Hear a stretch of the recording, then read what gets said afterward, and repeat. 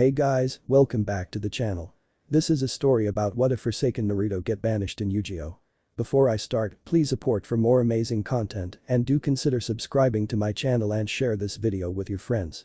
This is written by Ultimate Alcatraz and link in description and support writer. Let's start the video.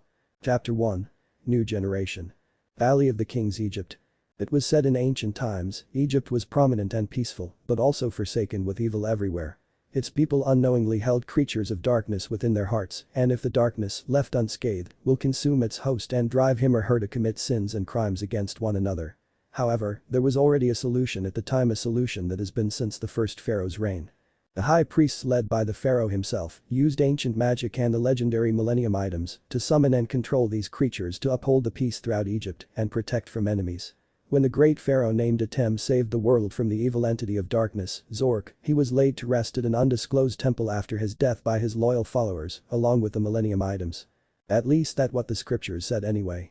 The lone figure walked through the canyon where it was said and clarified by witness statements from long ago in diaries and photos. The legendary duelists, Yugioh, Seto Kaiba, Joey Wheeler and their friends, came through this very canyon.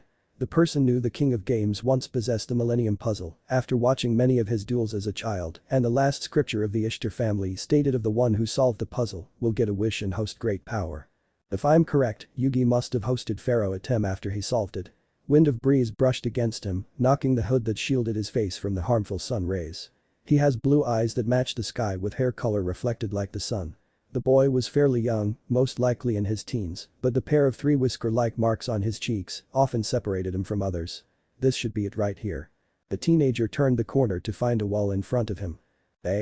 He fell to the ground before noticing something different about it. The boy got up and touched a crack that was unnatural. Someone closed this up. He rubbed his fingers against each other. About 30 years ago. Around that time too. 30 years ago, the Duel Monsters community and the entire world were struck with sorrow as the once king of games had passed away in his sleep. His grandparents were among the ones who attended the funeral with his mother, who was a young infant at the time. Come to think of it, there was never any news about Yugi being buried at any cemetery. The boy assumed a thoughtful look before he slapped himself. Nah, that can't be right. Come on, Naruto. Naruto took a couple steps after what appears to be a dead end until he heard something. He looked down before looking back up, then screamed like a girl as the ground caved in and dropped him below. I'm too young to die. I haven't even been kissed by a girl yet. The screaming teenager shouted with flailing arms and I'm crocodile tears as he continued to fall towards his doom. When he saw the ground coming in fast, Naruto's demeanor changed when he tossed the cloak away and righted himself as he landed on the ground with no visible discomfort. Whew, that was close. Lost my cool there for a second. Naruto said as he wiped away a sweat. Since the cloak was thrown away, he wore a dark orange shirt under a royal blue jacket and dark blue jeans, along with Nike running shoes. A black headband with orange tint wrapped around his forehead and a royal blue-orange Battle City duel disc from Yugi's time was attached to his left arm like most duelists around the world back then and now. On his belt was his deck box that held his dueling deck. The blonde, with a flashlight, walked through the tunnel's tight spaces until he reached a pair of stone doors that held the symbol most prominent across Egypt, including the Millennium Puzzle. The Eye of Wujat. With great strain, Naruto managed to push open the doors and found himself staring at a lone pathway. He walked slowly to avoid any traps that might be around, but surprisingly, there were none so far. When Naruto reached the other side of the large room, his foot hit against something hard. Ow. Naruto rubbed his stubbed toe with a tear out of his eye. What was that? He pointed his flashlight at the object, only to find to drop the item in shock. No way. 2 hours later.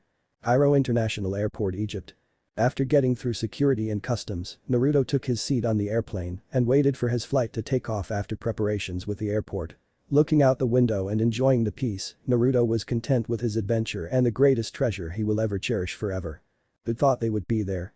Naruto asked to himself until he felt his pocket vibrating. He took out his Samsung phone and saw a familiar number before pressing the accept button. Hey Joshua. How are you? His parents, Joshua and Misaki, were world-renowned historians and archaeologists across the globe like Maximilian Pegasus years ago. His maternal grandparents had a different job as they were magicians during their and his mother's youth. Needless to say, it was a fun and happy childhood. It was also them who helped him to get into the 6-month program here in Egypt to study and learn more of the Egyptian artifacts. Good, except you keep calling me Joshua. Why don't you call me anymore? Naruto chuckled at his father's reaction. 'Cause it's fun. Naruto, has your flight left yet? Not yet. I'll probably be there late at night though. We'll wait for you until then. Your mother and I have some big news to tell you." Naruto could hear the excitement in Joshua's voice. "Oh? What?" The other side crackled and shuffled before Naruto heard Misaka's voice. "Mom." "Yeah, huh?" No, Naruto threw his arms up in excitement just as the flight attendant came by to tell him to turn off the phone. "Right. Sorry. Congrats, you too. I'm very happy." Misaka was still on the phone, but he could hear her sobbing through. "Thank you. I know our home will be happier when all of us are here together as a family. I'm looking forward to that too. Now I want to get there faster." Feeling the plane, Naruto knew it was time. "Mom, the plane's about to take off, so I'll be out. I'll call you when we land." "Okay, bye. I can't wait for you get here. I love you." "I love you too. Tell Joshua the same. Bye." Naruto ended the call and relaxed into his seat. Wonder I should get for them. He felt his phone vibrate once more and looked at the screen to a number originating from the United States. Who keeps calling me from there? I don't know anybody and neither does mom or dad. Naruto ended the call just as the plane began to pick up speed before it fully ascended to the favorable sky that all humans could only dream to fly on their free will. Hours later. Tokyo, Japan. Walking through the streets of the metropolitan city, Naruto sniffed the familiar air he's lived in for most of his life. His family lived in Los Angeles at the United States for the first years of his life before moving to Japan, where his mother lived during her childhood. Naruto then noticed something in the glass window of a nearby store before he entered inside and came out with a bag few minutes later. With a jolly to hum, the smiling Naruto walked until he reached the suburbs of the city and stopped at the base of stairs. On top of the small hill stood a traditional Japanese house about 2 stories tall with 2 trees on both sides. As the keys jiggled after turning the lock, Naruto entered the house with a smile. "I'm home. Mom, Dad." Instincts flared as Naruto blocked a flying kick from none other than his smirking father before he counterattacked with a swift uppercut that knocked him away. "Nice try, Joshua." Joshua was a fair-skinned man with shaggy black hair, brown eyes, a small scar on the bridge of his nose, and a moderate frame built for martial arts. He wore the traditional karate dogi as custom when practicing martial arts as student or master. "Good to see you didn't slack off on your training." The father and son entered a comedic fight with basic punches and kicks while shouting karate yells. Until Joshua knocked over a lamp. "Ah!" Naruto and Joshua screamed with horror before a malicious aura made its presence. The shaking male slowly turned around to be smacked by a food ladle. "Sorry, Mom." Misaka. But the aura gone, Misaka returned to her normal and caring self. She was a complete beauty with piercing blue eyes like the ocean, her blonde hair tied up in a long ponytail. She was wearing a white long-sleeved shirt and sky blue long shirt with a dark blue apron that didn't hide the bump in her stomach. "Honestly, you too." Misaka scolded the kneeling and shamed men. "You'd think you learned your lesson by now." "Sorry." But putting that aside, Misaka pulled her eldest into a tight hug after 6 months. "My baby boy's finally here." Naruto smiled and hugged his mother as well but not tight to avoid hurting her and his sibling. "Glad to be back, Mom." They separated for Naruto to kneel in front of his mother's bump. "Hey there. I can't wait for you to come in." He looked at his mother who held up 6 fingers. 6 months. "Now then, let's eat." Yay. The reunited family enjoyed dinner to celebrate Naruto's return from the program, and it was blissful for the trio to talk about what happened during the 6 months of separation. As he took another gobble of his ramen along with courage, Naruto looked at his mother. "So what do you think it's going to be?" he asked, referring to the baby's gender. "Hopefully she'll be more civilized like her mama." This surprised both her son and husband. It's a girl. I'm gonna have a sister." Naruto's mind went into overprotective mode. "No way am I letting any boy get near her," he declared with absolute. "Oh, Naruto." Misaki said, exasperated but chuckled at her son's sudden attitude. She looked at her husband and received a nod before reaching for something under the table. "Naruto." That snapped him out of his protective mode. "What is it?" he asked before noticing the box in his mother's hand. "Thank you." He received the gift before gently opening it to find something he didn't expect. A metallic oval shape with a horizontal line at the bottom with a chain at the top. "A cardage," he said with wonder before reading the Egyptian hieroglyphics on it. His eyes widened as he read, "Atem." Cardage were used to enclose a royal name during ancient Egyptian times. There was only one pharaoh who had that name in history, and this is proof of that. "Is this?" Naruto looked at his parents who nodded. How? "A swap meet." "Eh? That's what I said." Joshua replied. "Your mother was on trip to Egypt when you were young and she wanted to get something for your 6th birthday that time. She noticed it at a stall and couldn't believe the authenticity of the hieroglyphics on the cardage. She even went to a friend to check it and it was real. And according to The Ishtar scriptures mentioned of the pharaoh's existence was connected to the Millennium items and the cartage Yugi and his friends had for Atem during their journey. Naruto recited. After all, his family possessed the Ishtar scriptures since Yugi Muto's time and kept them safe from the world's sticky fingers. Yes. The Ishars, after finally released from their duty to serve the pharaoh, entrusted to my grandfather who earned their trust to protect the scriptures. Joshua stated. When it was confirmed, your mother and I decided to give it to you on your 15th birthday as a sign of your growth. Naruto looked at the cartage before putting it around his neck. Thank you, Mom. Dad. He embraced them both in a hug. Then Joshua stood up and walked to the backyard with plenty of room. Naruto Joshua pulled a deck and instantly his son stood on the opposite side with his dual disc. Let's do this. Oh boys. Misaka said with a sigh, but she smiled all the same as the boys' dual discs activated. Duel. Naruto. 4000 LP. Joshua. 4000 LP. I'll go first. Joshua drew his 6th card and looked at his hand before making his move. I summoned Skilled White Magician, 4 ATK 1700 Def 1900 in attack mode. A tall man appeared with white robes with matching white shoulder guards, white arm guards and a hood that obscured his eyes. In his right hand was a white staff with a handle in the middle and a small sphere held in place by 3 prongs at the front. I'll place 2 cards face down and that ends my turn. Joshua said as 2 of his face down cards appeared behind his magician. What do you got? Okay then. I draw. Naruto looked at his drew card and made his move. First I summon Big Shield Gardna in defense mode, then I'll play 1 face down and end my turn here. That's it. I was expecting more from you. You'll see more from me soon. Naruto smiled. We'll see then. My move. Joshua drew his card. First I play Graceful Charity. This allows me to draw 3 cards as long as I get rid 2 of them.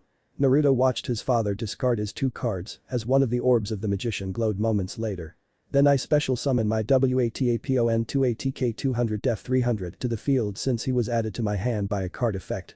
A fluffy creature resembling a ball of wool with 2 antennas and blue eyes appeared next to Skilled White Magician.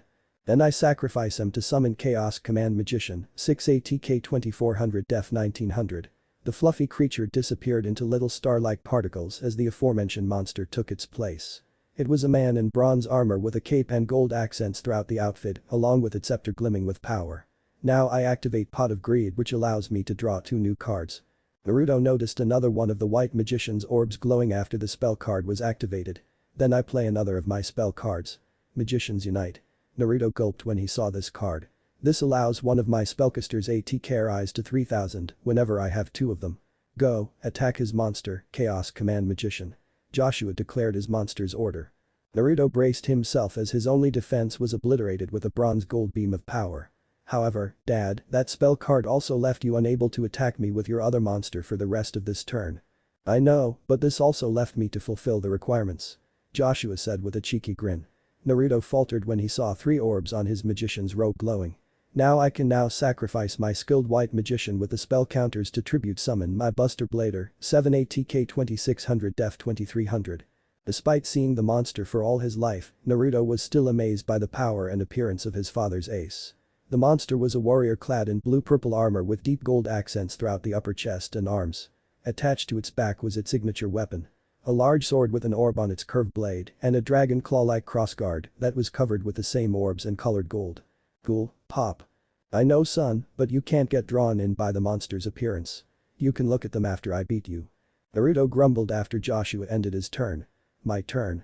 First I play Monster Reborn to bring my Big Shield Gardna, the reborn monster appeared before him.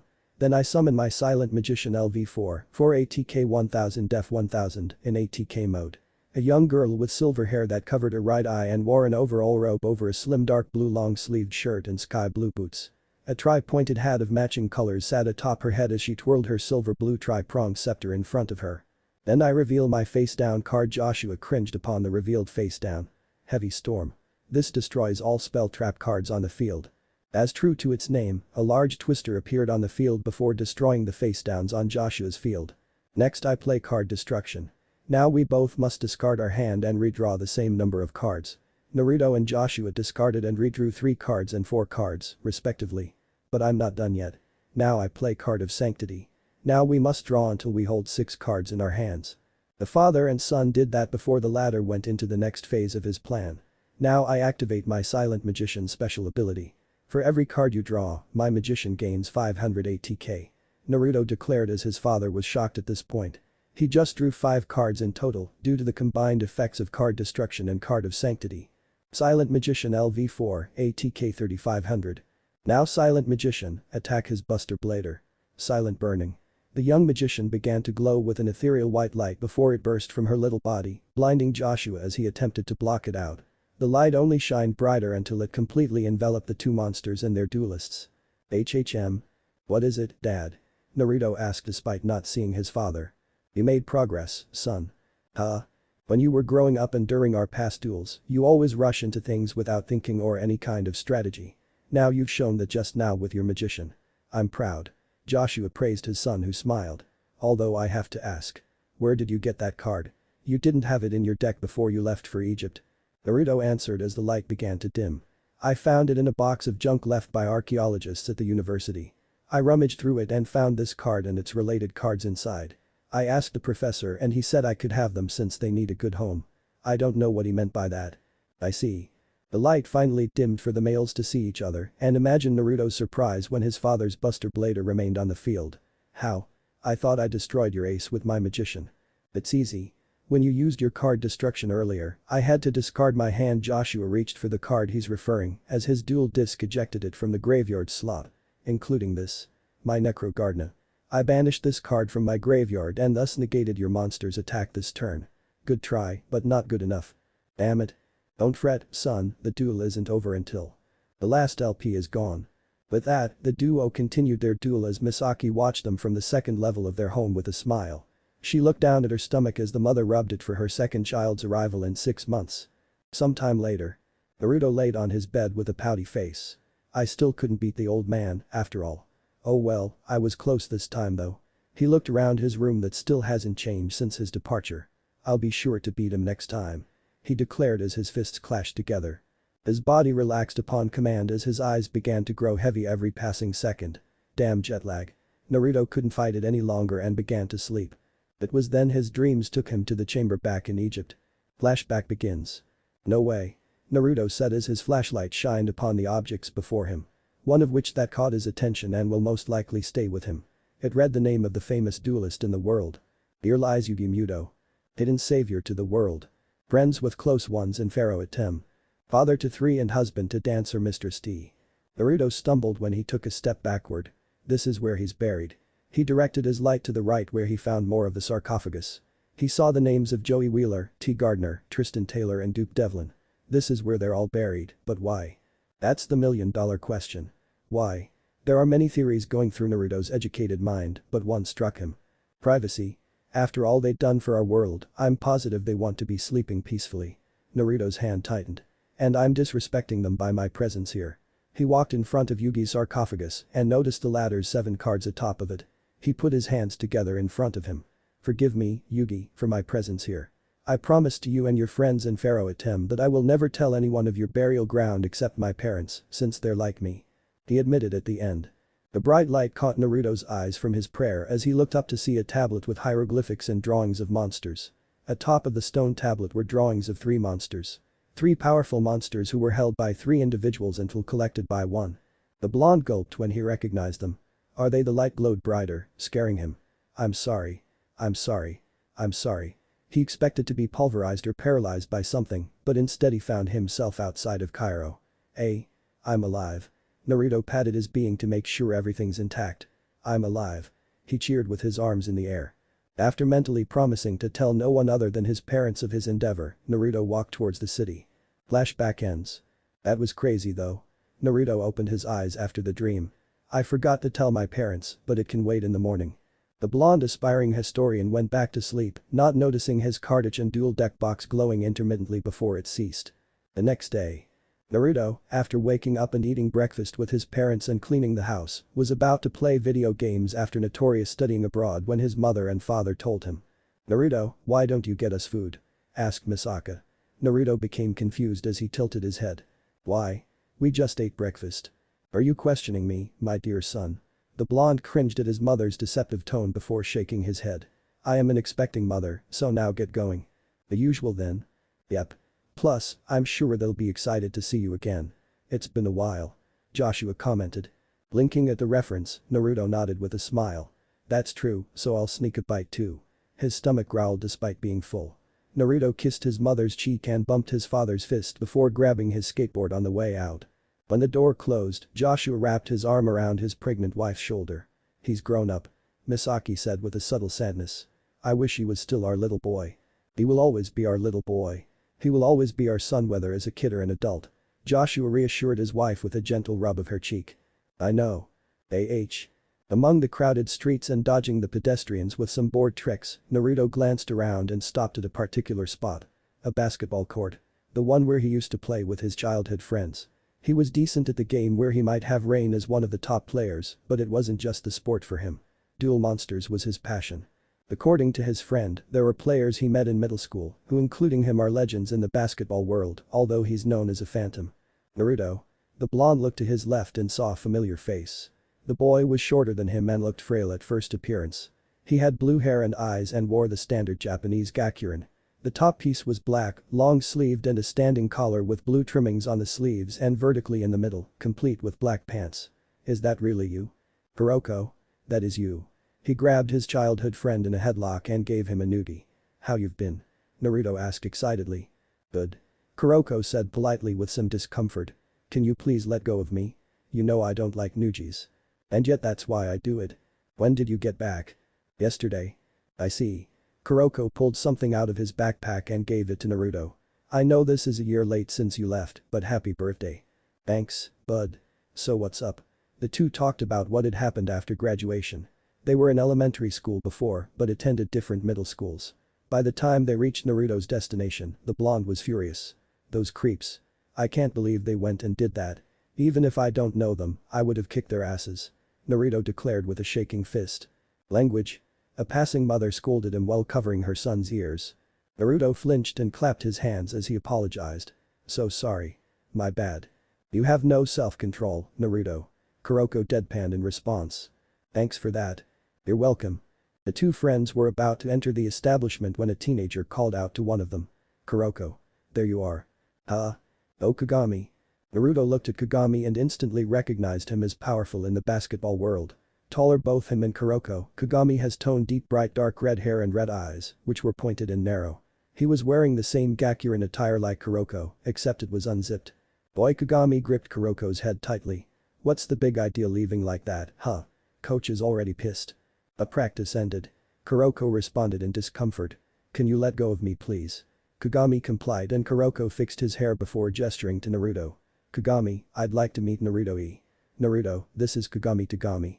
We go to the same school and play on their basketball team. Pleasure. Kagami stretched out a hand. Naruto looked at it before taking it. Same here. Which high school do you guys go to?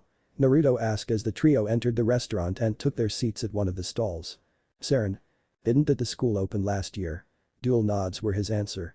I see. What will you guys have?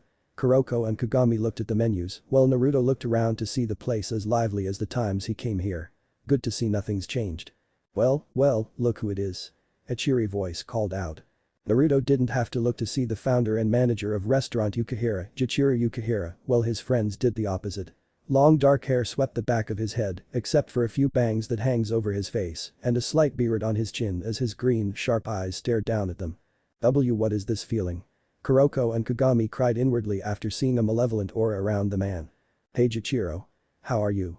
Naruto greeted the man casually. Like that, the aura disappeared as it was replaced with a jovial one. Good.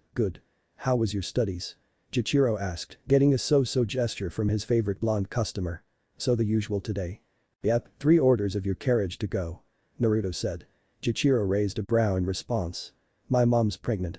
Congrats, man. Jichiro joyously exclaimed while patting the boy on the back. And you too? He asked the 2 basketball players. The 2 teammates looked at each other before answering, we'll have the beef stew.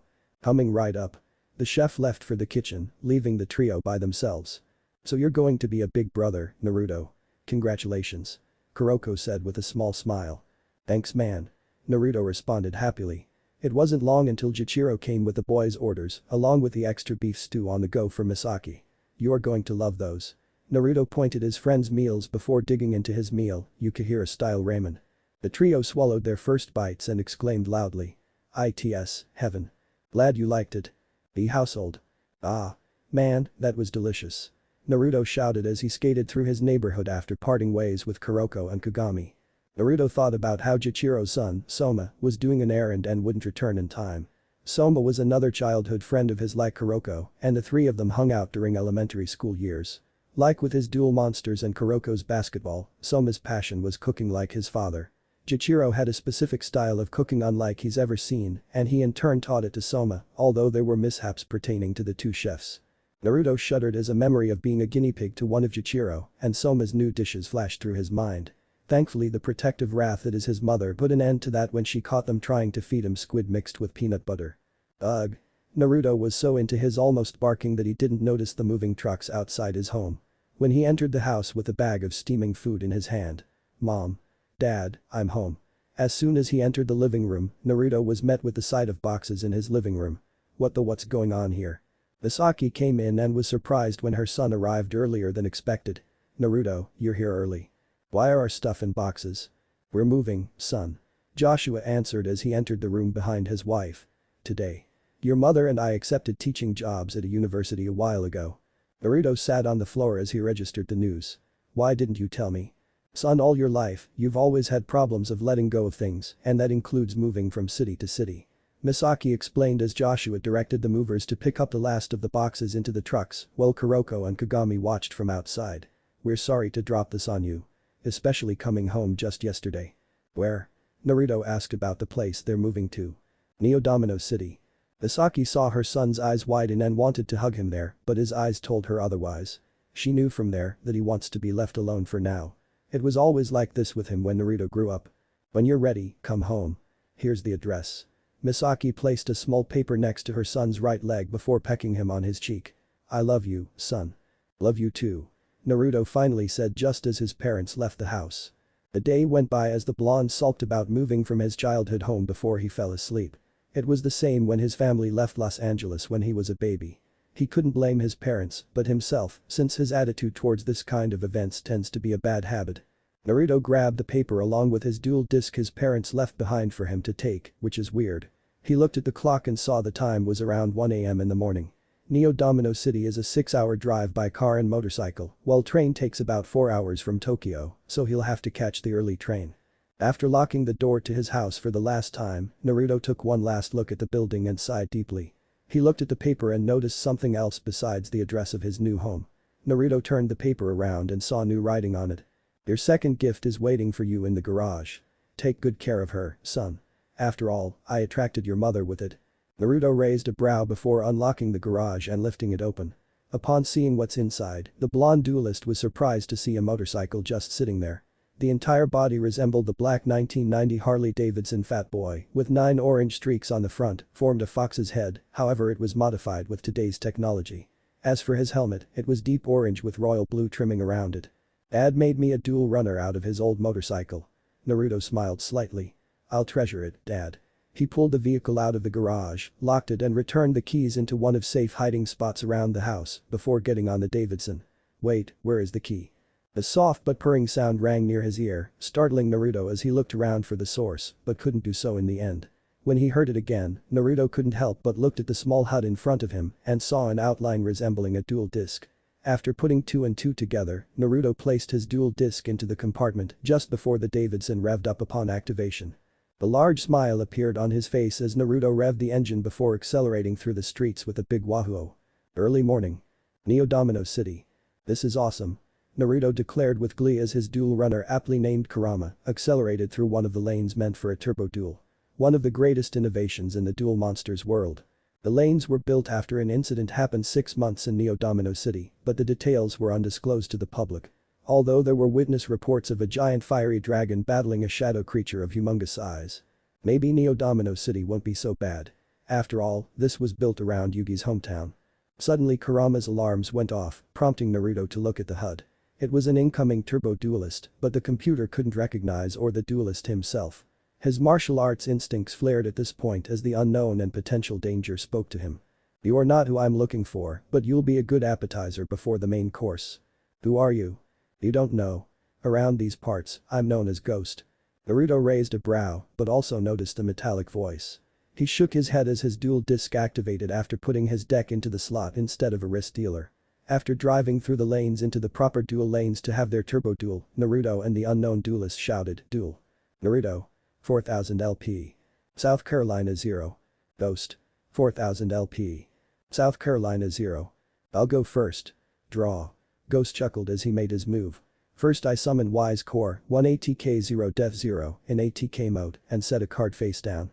An oval-shaped and crystal-wide egg-like monster with gray lines forming an image of shorts appeared next to Ghost.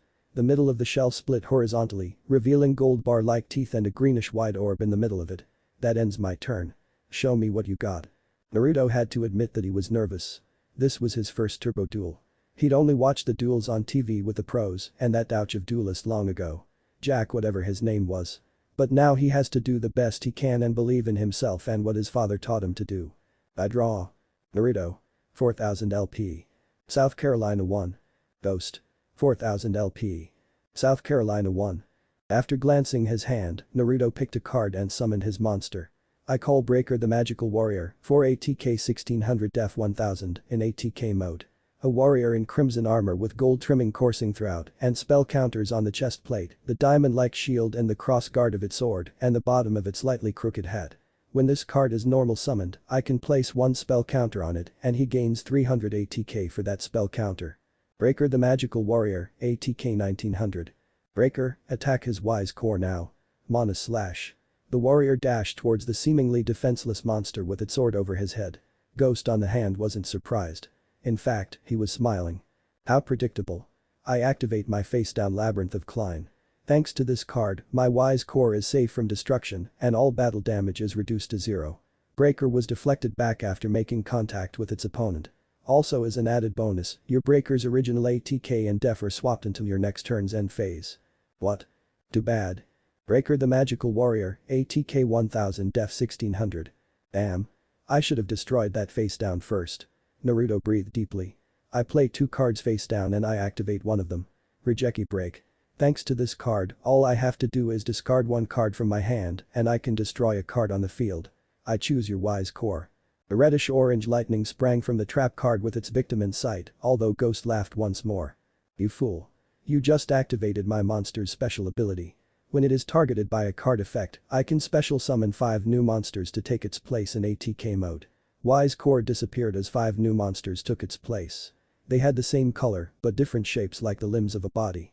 I special summon Machine Emperor Whistle, 1 ATK 0 Def 0, Whistle Top, 1 ATK 500 Def 0, Whistle Attack, 1 ATK 1200 Def 0, Whistle Carrier, 1 ATK 800 Def 600, and Whistle Guard, 1 ATK 0 Def 1200 in Def mode. 5 monsters as once. Naruto exclaimed. But it gets worse for you. Due to Machine Emperor Whistle's special ability, its ATK will be equal to the combined ATK of the other Whistle monsters I just summoned. What? The 5 monsters began to merge together as one monster and it showed how intimidating it was after completion. The monster was bigger than the dueling lane with its large legs that had holes and lines throughout. Its shoulders resembled shields as the right arm was thin up until the wrist and hand were bulky, while the left hand wielded a sharp and uneven blade. Its snake-like head with an upwards horn howled as its slit-like eyes focused on its new target. Machine Lord Emperor, ATK 2500. Oh crap. Naruto groaned as things are not looking good for him and his only defense of his LP. Unbeknownst to him, his cartridge glowed dimly as a translucent shadow figure with a crooked hat leaning forward at the tip and a staff on its right hand appeared above the blonde duelist. Next to it was another shadowy figure with a scraggy appearance around the size of a beach ball, floating next to its taller companion. End of chapter. Chapter 2. Blasts from the Past. Sector Security Headquarters. A woman with short blue hair and gold in a white blouse under a gray-blue jacket that ends in the front abdomen and falls past her white skirt in the back and wore brown heels and blue dangle earrings. She stood in front of the panorama window while thinking about the recent incidents in Neo-Domino City. The ghost incidents. Just when the entire city was enjoying peace during these past 6 months after the Dark Signers wreaked havoc on them, this happened. Turbo duelists who were challenged by Ghost had lost and actually crashed afterwards, despite of the advanced safety measures. Even sector security members fell prey to him. Including him. Trudge.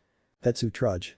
Once a regular sector security patrol officer stationed in Satellite before the Dark Signers incident, but not the vice chief of the Special Investigations branch of sector security with her as the chief.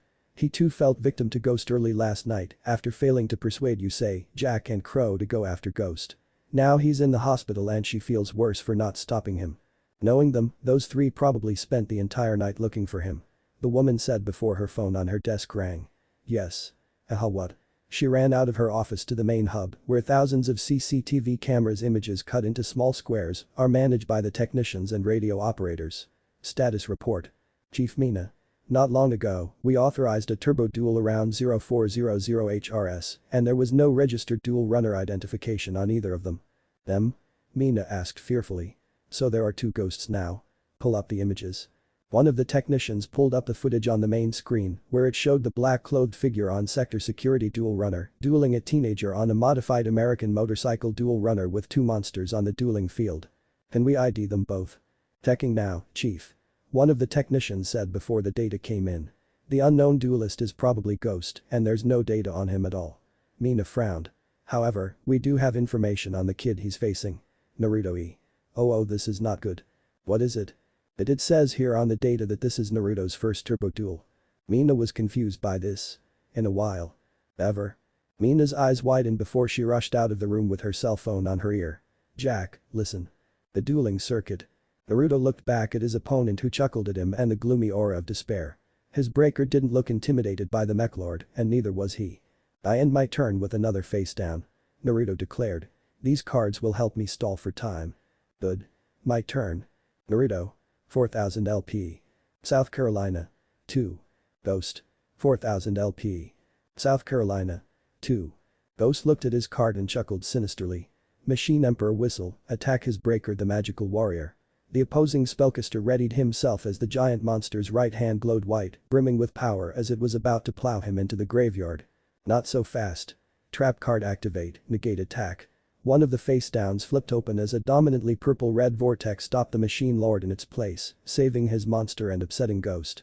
Thanks to this, your attack is negated and ends your battle phase. You're stalling. Ghost blatantly said. I set a face down and end my turn. Naruto sighed as the circuit took him and his opponent close to the city with the rising sun breaking dawn. My move. Naruto. 4000 LP. South Carolina. 3. Ghost. 4000 LP. South Carolina. 3. The blonde duelist looked at his hand as his breakers ATK and Def swapped back into their original modes. Here goes. I summon Summoner Monk, 4 ATK 800 Def 1600 in ATK mode. A light blue-skinned man with long twin-tail pink hair on either side of his face and dark purple robes and white trimming vertically in the middle of it appeared next to its fellow spellcaster and comrade on the field. However, since this monster was normal summoned, he switches to Def mode. If you knew that, then why place it in ATK mode in the first place? Ghost criticized and relished his opponent's annoyance. Shut it you. Naruto shouted back. Thanks to Summoner Monk's special ability, I can special summon a level 4 monster from my deck, so come out Engraver of the Mark, 4 ATK 1800 Def 1200. The monster appeared with attire that sleek and silverish black with armor on the chest as it wielded twin thin swords in each hands. All in all, it looked like Zoro from the movies. What are you going to do with those monsters? They're too weak against my machine lord whistle. That may be true, Naruto said softly. But I believe in my monsters and we'll take down that oversized tin can with this. And I'll start with this by sacrificing my engraver. You just went the trouble of summoning that monster. Yep, for one that can take that monster of yours down. Now I special summon my silent magician, 4 ATK 1000 Def 1000. A tall, regal-looking, long silver-haired female took its place, wearing a blue robe with silver-white trimming vertical in the middle and tri-pointed white hat with a blue sphere in the front of it. Now her special ability activates. She gains for 500 ATK for every card in my hand. Oh no. In case you haven't noticed, I have 4 cards, which means my Silent Magician gains an additional 2000 ATK. Silent Magician, ATK 3000. Silent Magician, attack his monster with Silent Burning. The monster pointed her blue-silver staff and launched a powerful energy beam of white magic at the machine monster. Instead of fear, Ghost shouted with glee. I don't think so. Huh? I activate Whistle Guard's effect. Instead of Whistle being target, this monster is attacked instead. They're still separate monsters. Naruto thought as his attack destroyed the arm instead of the head. So that means he glanced at the head of the opposing monster. I switch my breaker the magical warrior in Def mode and place one face down. That ends my turn. Good. My draw. Ghost declared as the duelist's speed counters increased by 1 once more. I set a card face down, and since Whistle Guard was destroyed, I can summon Whistle Guard 3 ATK 0 Def 2000 to take its place. A stronger version of the Whistle Guard monster appeared and inserted itself in the armpit of the Machine Emperor Whistle as it let out a eerie screech like metal growl. Now I attack your breaker with Machine Emperor Whistle. Destroy his pathetic monster. The giant machine-type monster raised its bladed arm that glowed with white power and slashed at Naruto's monster, but he wouldn't let that happen. Activate trap card. One of Naruto's face downs revealed itself, gaining a surprised look from Ghost. Magic cylinder. The energy wave was directed into one of the two red cylinders that appeared on both sides of breaker. This negates your monster's attack and redirect it to your LP, and you take damage equal to Whistle's ATK. Ghost gritted his teeth after his backfired attack hit him and his duel runner, as well as the loss of his LP. Your move, brat. Naruto glanced at his opponent before making a sharp turn on the dual lane to the main highway. With pleasure. Naruto. 4000 LP. South Carolina 5. Ghost. 1500 LP. South Carolina 5. I have 3 spellcasters on my field, and Ghost has that Machine Emperor who is actually composed of 5 monsters. Naruto pondered to himself while Ghost's impatience slowly grew by each passing mile or so. So I need to take all of those monsters at once, and I think I have the card to do so. The blonde duelist looked at his deck. It's just a matter of drawing it. Naruto muttered before declaring an order. Silent Magician, attack his Machine Emperor Whistle with Silent Burning. The beauty of a spellcaster fired another beam of attack at the machine monster, and once again Ghost laughed, confusing Naruto. His confusion turned to surprise when his monster's attack was redirected at Whistle Guard 3, except there was one difference. Whistle Guard 3 wasn't destroyed. That's right. Whistle Guard 3 has an effect that prevents it from being destroyed in battle once per turn. Ghost said smugly. Damn it. I place one face down and end my turn. Draw. Naruto. 4000 LP. South Carolina 6. Ghost. 1500 LP. South Carolina 6. I activate my trap card, Wise A3, which sends my Whistle attack to graveyard. The right arm of Whistle disappeared after the card's resolution, surprising Naruto. Machine Emperor Whistle, ATK 1300. Why would he lower his monster's ATK? And lets me special summon Whistle attack 3 and 3 1600 0. Another stronger version of the card took its place atop of the now previously armless monster as its ATK points changed. Machine Emperor Whistle, ATK 2900. Naruto gulped as a bead of sweat slid down his cheek. Your monster may have gotten stronger, but it's no match for my Silent Magician's 3000 ATK. That may be true, but your other monsters are not as strong. Naruto wondered of what he meant by that, and something tells him that he's about to find out. Whistle Attack 3's special ability gives my Machine Emperor the power to inflict piercing damage onto your LP. Oh no. Oh yes. Machine Emperor Whistle, destroy his breaker the magical warrior. The blonde braced himself as his monster was destroyed into little shards of tattered cards. Naruto. 2100 LP. South Carolina 6. And I activate my face down, battle return. Naruto looked back at Ghost. By having its ATK by half, my monster can attack a second time. His eyes widened at Machine Emperor's ATK dropped to 1450, which is lower than his Summoner Monk 1600 def points. And I activate my other face down, Micro Ray. I can target a monster on the field and its def are reduced until the end of this turn and I choose your Summoner Monk. Summoner Monk, def 0. Attack his monk. Emperor Whistle did just that as Summoner Monk was hacked into 2 before leaving for the graveyard. Naruto grunted as his LP dropped to beyond the safety line of turbo dueling. When you are in 1000 or above, you're safe, but if your LP is under, you're even in more danger than before. He knows this after his LP dropped to 650. But what's more confusing and even creeping him out was the fact he was taking real damage from the duel. And so has Ghost, but he didn't look fazed in the slightest. I end my turn here. I must admit you lasted longer than the others. Others? Naruto muttered. You want to know? I'll tell you. Meanwhile. The family's house, Fountain Plaza. The crash inside the Nui household rang out to the outside, drawing the attention of one certain husband. Misaki. Joshua ran to the kitchen where his wife was standing over a broken cup. He stopped her from touching the shattered object. Don't touch it. Misaki reluctantly did so as Joshua cleaned up the mess before returning to his wife. What happened? Asked Joshua with concern. I don't know. Misaka responded reluctantly while being led to the new living room by her husband, then sat down on the couch. Naruto. What about Naruto? I feel like he's in trouble somewhere. Joshua tried to wave it off and reassured his wife. I'm sure he's on his way here right now. In fact, Naruto's probably in the area. I hope so. Misaki put a hand on her stomach as she looked out the window. Naruto. Excuse me. A boy's voice called out. Is anyone here? It was a girl's voice although she sounded polite. Misaki and Joshua got up as they walked to the door where they found two kids standing there. They were twins with grey gold eyes and green hair, although the girl had hers done up in two high ponytails on each side, with shoulder-length bangs on both sides of her face, while the boy had his hair in a ponytail. Their outfits were also similar but with differences as well. They both wear short-sleeved jacket over a long-sleeved shirt, white and blue for the boy, and light pink and red for the girl with gold markings on the sleeves, in combination with white and purple shorts. Yes, how can we help you? Joshua asked while Misaki thought about how cute the girl was. My name is Luna. Luna introduced herself politely with a bow. She gestured to her twin brother. And this is my brother Leo. Hey. Leo greeted gleefully as he held up two fingers. And I'm older than her by 2 minutes. How is that relevant? Misaki and Joshua chuckled at the twins bickering. Well, Leo and Luna. I'm Joshua E and this is my wife, Misaki. His wife waved at them. We just moved here from Tokyo. Do you two live here? Joshua asked as his wife leaned on him. No, but our friends do. Leo responded. They live in the garage on the other side of the plaza. We went there to visit them, but they're not in right now. Luna then stepped in. We always go there every day to hang out. It's fun. Is that so?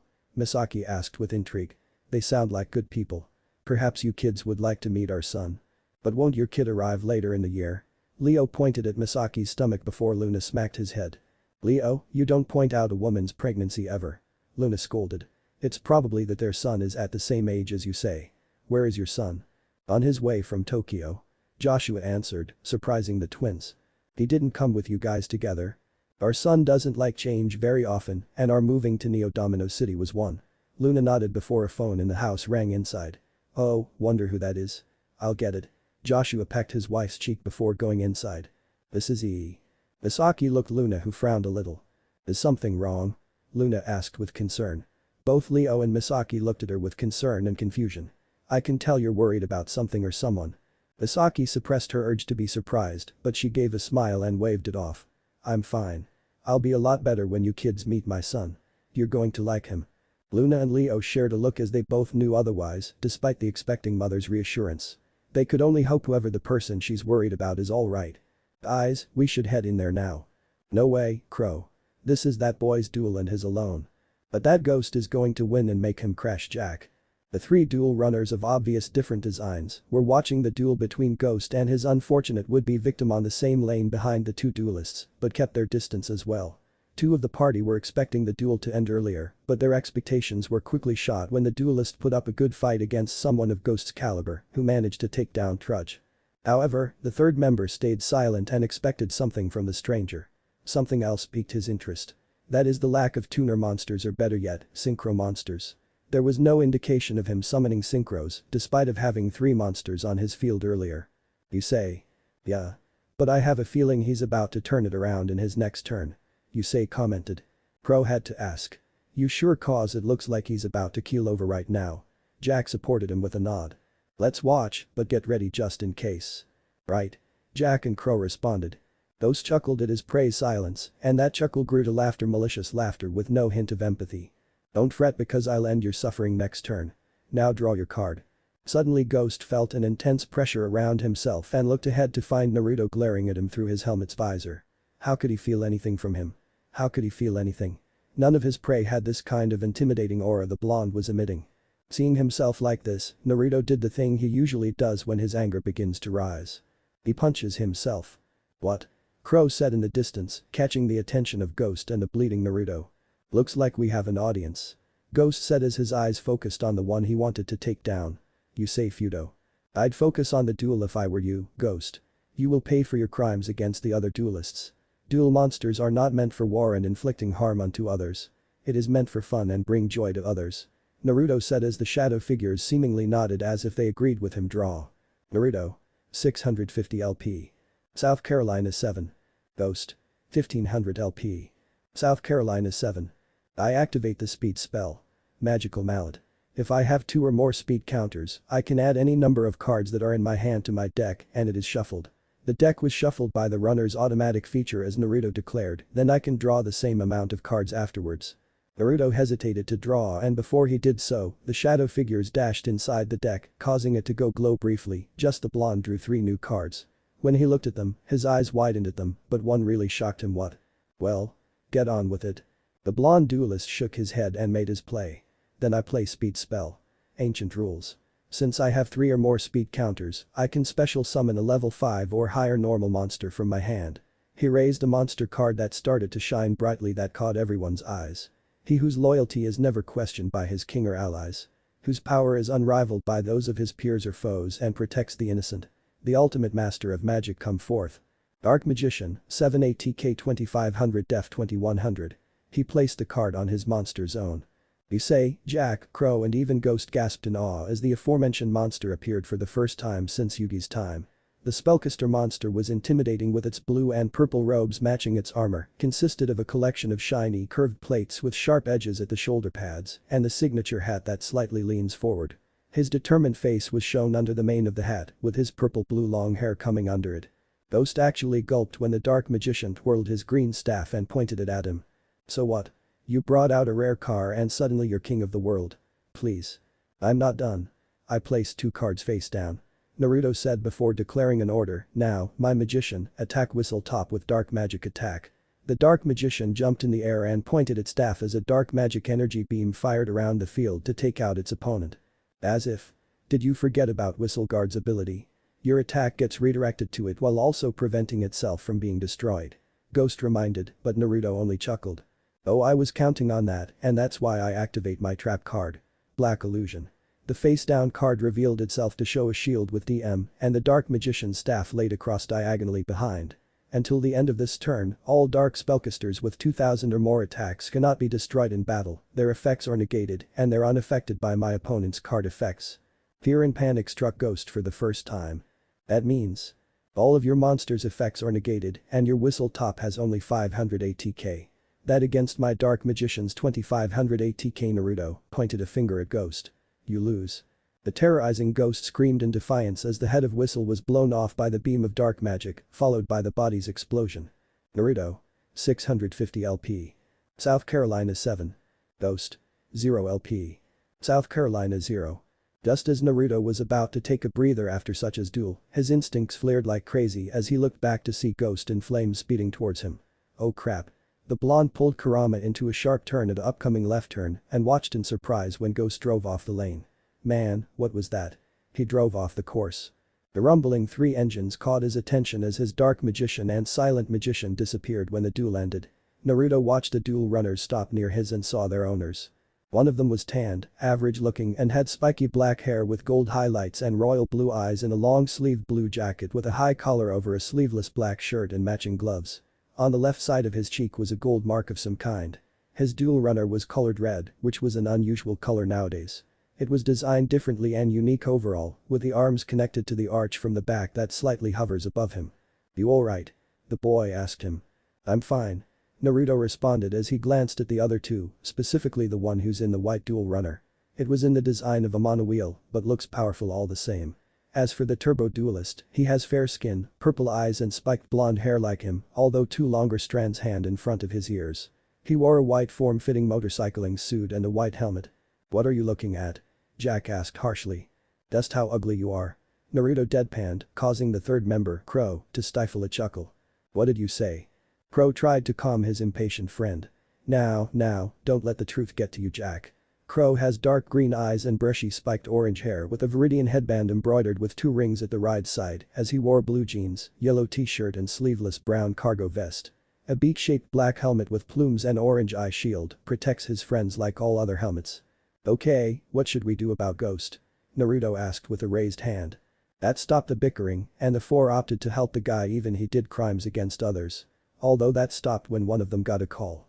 Who's calling me? Naruto answered the call on duel runner, well you say, and his friends checked Kurama.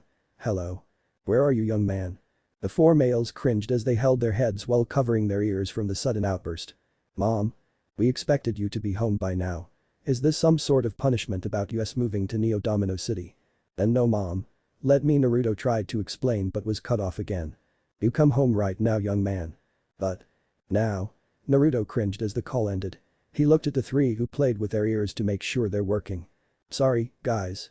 Naruto apologized as he revved up Kurama. I don't want to suffer my mom's wrath any more than I have to.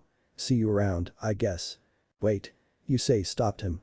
Sector security is going to need a statement from you. How about this? Ghost challenged me and I beat him. There. Bye. With that, Naruto left to subside his mother's anger. When he was completely gone, Yusei looked at his friends before nodding and headed down to ground level to find Ghost and take him to the hospital. However, when they got there, the three signers were surprised to find that Ghost was a robot of some kind. What's going on here? The three chorused together. They don't know it, but the blonde duelist who beat Ghost was going to be someone of great help. The streets of Neo Domino City. Naruto pondered many things about his first turbo duel. It was exciting. Thrilling like a high that you can't get from anywhere or anything. However, there was one thing that puzzled him besides Ghost's maniacal outlook throughout the duel. Dark Magician. Naruto said as he thought about the monster. Where did you come from? He looked at his dual disc slot where his deck was housed. I never had you in my deck and neither did my parents. So where? His mind pondered about this thought while he took in the sights of the city that will be his new home. It was clean, organized and lively with its citizens filling the sidewalks and cars passing by. When Naruto passed by the museum, he was reminded of his trip in Egypt. And that's when it hit him. Yugi's sarcophagus and atop of it was the Dark Magician among other cards. No way. Could you be? Naruto asked with worry and awe. But I didn't take the cards. I know I didn't, so how or why? Suddenly his duel runner's alarms went off once more, but it sounded different. Naruto looked at the HUD and saw a girl in the street and the same course of an incoming truck. Crap. Naruto pushed the accelerator as Kurama speeded down the street. The blaring engine drew the passing citizens and drivers' attention to the speeding duel runner and the girl in the intersection. Time seemed to slow down as Naruto pushed Kurama to its limits and stretched out his right arm. Please let me make it in time. Meanwhile the girl only looked up in time to see a truck blaring its horn at her. Fear gripped her heart and felt her surroundings slow down with each moment as she watched the truck approaching closer to her with the intent of taking her life. Mom, Dad, Haruka, you. The girl closed her eyes as she waited for the dreadful impact to slam her into oblivion. Indeed, she felt something, but it was more of pulling her away instead of pushing her gesture. She felt that something slowing down to an abrupt stop with a skidding motion. What? Hey, you okay? The girl opened her eyes to find herself laid over the body of a motorcycle. She looked over her shoulder to see a blonde teenager around her age staring at her. Girl, you're okay? Naruto asked before receiving an uppercut to the chin, sending out of his seat and landing on the sidewalk. EHHH. What do you think you're doing, looking at my skirt? Pervert. The blushing girl shouted with a pointed finger. The shocked Naruto quickly sat up as a crowd began to form around them. What? I didn't do that. And is this how you thank someone for saving your life? Naruto remarked while observing the girl. She had blue hair and eyes while wearing a white long-sleeved shirt with a brown vest and matching skirt. A pair of headphones covered her ears, indicating she was listening to music. In her hand was a strap for a cell phone. A bunny of some kind. Still, I won't forgive anyone who shows perverted attitude. A tick mark appeared on Naruto's cheek in annoyance. I am not a pervert. He pointed a finger at the blue-haired girl. And you should watch where you're walking. You could have lost your life. Naruto said as he walked back to Kurama while the girl got off it. Girls. Naruto revved Kurama's engine and was about to take off when the girl grabbed his sleeve. He looked at her and saw she looked away from him. What's your name? Why? So you could harass me and call me pervert more? Naruto deadpanned before the girl smacked him on the head. Because I want to know who my savior is and who to dedicate it to. Eh? Naruto tilted his head in confusion despite the throbbing on his chin and head. Naruto. Like that, the girl's personality turned cheery.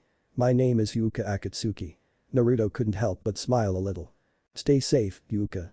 Kurama roared, causing the crowd to part and make way for Naruto to leave for home. The crowd soon dissipated into formlessness as their attention-getter was gone. However, one person stood there with her head and her eyes were overshadowed. Quietly tears slid down her cheeks from her eyes as Fuuka silently thanked God for sending Naruto to save her life. Thank you. Fuuka muttered softly. She wiped her tears and her smile came bursting out. Yosh. Time for the fallen moon and their debut. The blue-haired girl ran down the street with new appreciation for her life and those in it, including her blonde savior. A few days later. Yusei's garage, Fountain Plaza. BHHH. You're kidding me, right? I wish we were. Yusei responded to those who weren't present at the turbo duel. Mina, Leo, Luna, Akiza and Trudge. Akiza was fair-skinned with brown eyes and dark burgundy chin-length hair, while two long elbow-length bangs framed both sides of her face. She wore a low-cut corset with short light green puffy sleeves and a high collar, in combination with a sleeveless magenta trench coat, a red choker, and a pair of dark elbow-length gloves with a pair of gold bracelets above them that match her stockings. As for Trudge, he was taller than everyone in the room, except maybe Jack in equal height. He has black hair, and his skin was darker than everyone present with a scar on his left cheek. Trudge sported grey pants and a white short-sleeved shirt with his jacket over his shoulder. He was feeling better after surgery and his stay at the hospital. Trudge had expected Yusei or any of the signers to beat Ghost, but to his and Mina's surprise, it was someone outside of their group who defeated the terrorizing robot. The blonde kid actually possesses Dark Magician. The Dark Magician? Leo asked with awe. Yusei nodded, causing his excitement to come out. Awesome. I want to meet him. Just to see his card. Really? Luna asked with a raised brow, although she understands her brother's excitement. After all, Dark Magician was Yugi's ace monster, and now it appears for the first time since the duelist's death. Not only that, but from Yusei, Crow and Jack said, the guy didn't summon any synchro monsters in the duel. Akiza spoke for the first time since she arrived. And he had speed spell versions of old magic cards. Mina then stepped in and pulled photos before she displayed them on the table. These photos were taken after the accident. Ghost was a duel bot. As duel bot? Asked Crow with his fellow signers thought the same. It was meant to crack down on crime faster than sector security, but it was also a prototype. Trudge explained. It was stolen a few days ago. Which is around the time Ghost appeared. Jack chimed in. Correct. We were hoping for more info on the person behind this, but since the damage from the duel was real, the duel runner chip didn't survive. Trudge said regrettably. Yusei called his name and looked at the teenager, only to catch something with his hand. What is this? That's the duel runner chip from Ghost's drive. It was programmed to delete everything if it lost. Yusei explained, shocking Trudge. Why you can't take evidence? Crow waved it off with nonchalance. Relax, Trudge. You have more faith in Yusei's skills than anyone else in sectory security. But we let it by this time. Mina said and Trudge dropped it for his sake, although he agreed with Crow. But this means something else. Jack said. Yeah, a new threat is on the horizon. Crow filled in for his taller friend. Yusei nodded as he said, but no matter what, we'll take them on together like we did against the Dark Signers. His signers, Mina and Trudge nodded in agreement until the blue-haired woman mentioned something so surprising to them. That was his first turbo duel actually. Whose turbo duel? Leo asked. The kid who beat Ghost. That was his first turbo duel ever. Mina specified, eliciting shock and surprise from the signers and Trudge. The HHH. Who is the guy? Jack and Crow demanded together. I ran identification on the duelist and his name is Naruto. Leo and Luna perked when they heard the last name, which caught Yusei's attention. Leo? Luna? What is it? Yusei asked. Could it be? Maybe Luna said. What? Akiza asked the twins as their attention was on them now. Inside of his new room on the second floor, Naruto sat on his bed after sneezing several times. Ugh, who's talking about me? Naruto was troubled since his turbo duel about the appearance of the Dark Magician and his mother's punishment of withholding ramen from dinner didn't help him either. The last few days, he was busy helping his parents with their stuff into the new house, but Naruto woke up early this morning for one reason. To look at his deck. When he laid all his cards, Naruto found the ones he knows that weren't there before since he assembled his deck. Of course, one of them was the Dark Magician, but he didn't expect to find the other members of the family, the Dark Magician family and their related support cards. I never had these cards before, so how? Naruto pondered about this, but it also made him excited. It was like a puzzle or riddle to find out the purpose or answer. When there's a challenge, I head towards it. As soon as Naruto said those words, the laid out cards in his deck glowed briefly, surprising the blonde as the Dark Magician appeared before him in spirit form. The Dark Magician. The famous monster simply nodded as his fellow spellcasters and the monsters from Naruto's deck appeared behind him. My monsters. Naruto stood up atop his bed. Dark Magician, why are you and your members in my deck? No wait, the better question is. Are you the same card Yugi had? The same one from his sarcophagus? A nod from the monster was his answer. I'm cursed. Naruto screamed animatedly before he fell off his bed, surprising the monsters who stared at him. I'm so cursed. He heard a purring sound and looked up to see a small monster with brown fur, small claws and feet, and large eyes for its eyes. Kurubo. Kurubo nodded happily before its claw and Dark Magician's staff touched his forehead. Naruto gasped as memories of the two monsters flashed into his head before it ended, leaving him panting for air. It was all too fast for him to grasp, but there was one memory that he managed to grab hold of despite the speed. Serve him well as you did me and Yugi, Dark Magician. Kurubo. That voice, was that Ayatem? His cartridge glowed slightly as Naruto looked up to see his monsters had disappeared. The blonde gathered his cards into a deck with the Dark Magician and Kurubo in his hand. Naruto stared at them before smiling at him. "Thank you, and I'll do the best I can do for you guys and the others if you'll have me." The monsters in card form blinked before Naruto placed them in his deck and later in the deck box on his belt. "Sweet. I have rare cards in my deck." "Naruto? Yeah? You have visitors? Oh?" Naruto was confused as he walked down the stairs to the living room. He didn't really make friends yet after arriving in the city. When he entered the living room, Naruto was in for a surprise. "Hey. What are you doing here? Are you stalking me or something, you three?" "We're not stalkers." "Naruto." Naruto cringed after his mother smacked him on the head for his rudeness with a newspaper. "That is not how you greet guests. Now do it properly." Misaki gently ordered her son. But Mom, one look from his mother stopped him from protesting. "Yes. Hello, I'm Naruto E. Pleasure to meet you." Naruto greeted his guests, who were 8 people with 2 of them are children. One of the group stood up and offered a hand, which Naruto took. "My name is Yusei Fudo. And we need to talk." "About what?" "About your turbo duel against Ghost." Crow said as if it was obvious. Naruto cringed and gestured him to shut it now while playing it off. What are you talking about? I wasn't in a turbo duel." Naruto gave them a quit talking look, but Jack didn't get it. Jack spoke next. "Yes, you were. You dueled against a robot that was putting people into the hospital until you dueled and beat it." Naruto was about lay him out until he heard the robot part. "Wait, Ghost was a robot?" Naruto asked in surprise, getting a nod from the man with the scar and the blue-haired woman. His surprise and everyone else grew nervous and scared when a gloomy aura appeared around Misaki, who stared at her son, scaring him. "Darling son, what's this about dueling a maniac that put people in hospital?" Naruto glared at Jack and Crow with "see what you did" look. "Naruto dear, why didn't you tell your dear old mother?" Misaki asked with a deceptively sweet tone that put everyone on edge, especially Naruto. The stuttering mess that is Naruto tried to explain, but instead Misaki pulled on his cheeks hard and stretching them out as far as she could. "Ahhhh. Mom. Stop." Naruto cried out with flailing arms and anime crocodile tears. The guest sweat dropped at this display, with Crow, Jack and Leo growing scared of this woman, while Yusei and Akiza felt pity for the blonde. Little did the signers and Naruto realize that their signature monsters, including the Dark Magician and Kurubo, hovered over them in their spirit forms. The 8 monsters of different eras looked at each other before nodding, signifying the unspoken and upcoming alliance between them and their owners. End of chapter. Chapter 3. Crossed Paths. Z. A snort escaped from the blonde's nose as he slept blissfully on his bed. Last week had quite interesting. The Ghost Turbo Duel. Meeting new people like the former and current Duel King. Sector security. That girl Fuuka, etc. But that was then and this is now. And now is the time to sleep with no interruptions. Rise and shine. Scratch that thought. Naruto groaned before he pulled the bed sheets over his head, briefly forgetting who's standing over his bed. He regretted that the moment he found himself on the floor instead of the bed and his mother standing in front of him. Morning, Mom. Morning. Now come on, you need to get ready," Misaki stated, confusing her eldest. "For what?" "School, of course." It took him a moment to register what she said. "Hey." Naruto sat up from his former position. "Why? Wait, when did you enroll me?" "Before we moved and your return home." "What? You already did this without me knowing?" Naruto shouted before sighing.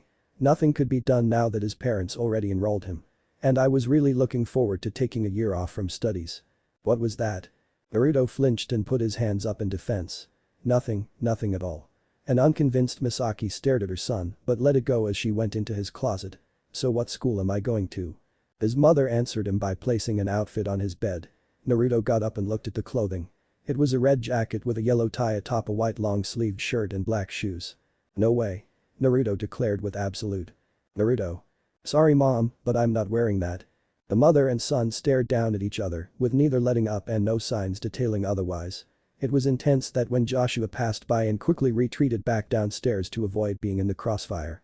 The engine of his dual runner was music to his ears after such an intense argument with his mother, followed by an equally intense negotiation regarding the uniform. Finally, they had reached an agreement that left them both happy. The red jacket over dark blue t-shirt with black jeans and his orange headband wrapped around his right wrist during school hours. Naruto sighed as he rode through the busy streets of the city before entering the highway that would lead him to his new school. While weaving through the tight spaces between each car and truck that passes by, Naruto thought about the people who paid him a visit not too long ago. Flashback begins. The signers, Mina and Trudge were somehow exhausted after leaving the E household, home to Naruto E. The one who defeated Ghost in his first turbo duel. The main reason for their exhaustion was watching the poor blonde being questioned and softly punished by his expecting and possibly hormonal mother. "I never knew moms could be that," Crow said. "She sorta reminds me about Martha," Yusei said politely.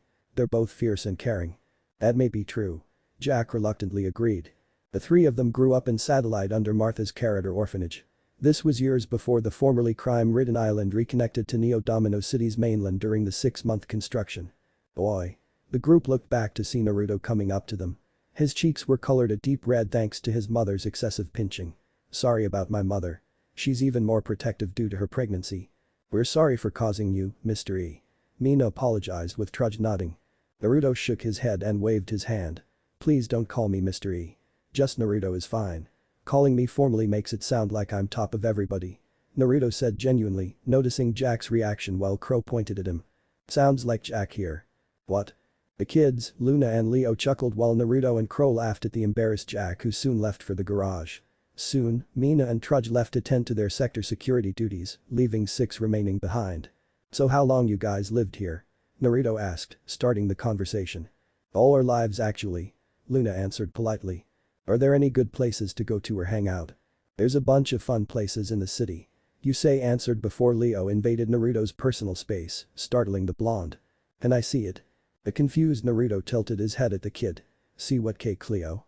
"Leo?" The boy flinched at his sister's words who walked up to them and bowed to Naruto. "I apologize for my brother's attitude. He's overly excited because." "Cause what?" Naruto asked. He looked at Yusei and Crow, then at Leo and Luna before putting the two together. "I see. You know about me having the dark magician." "Can I please see it?" Leo demanded with excitement. Luna tapped him hard on the head. "No. May we please see it, Naruto?" Luna asked this time instead. "Sure." Naruto responded with a smile, surprising Leo at the sudden turn as he pulled his deck out and took the card from it. "Here he is." He flipped the card to show the monster Leo and secretly Luna wanted to see. "So cool." Leo and Luna said together as they stared at the legendary card. And they weren't alone. The Kiza was also in awe of the legendary card once wielded by the king of games himself.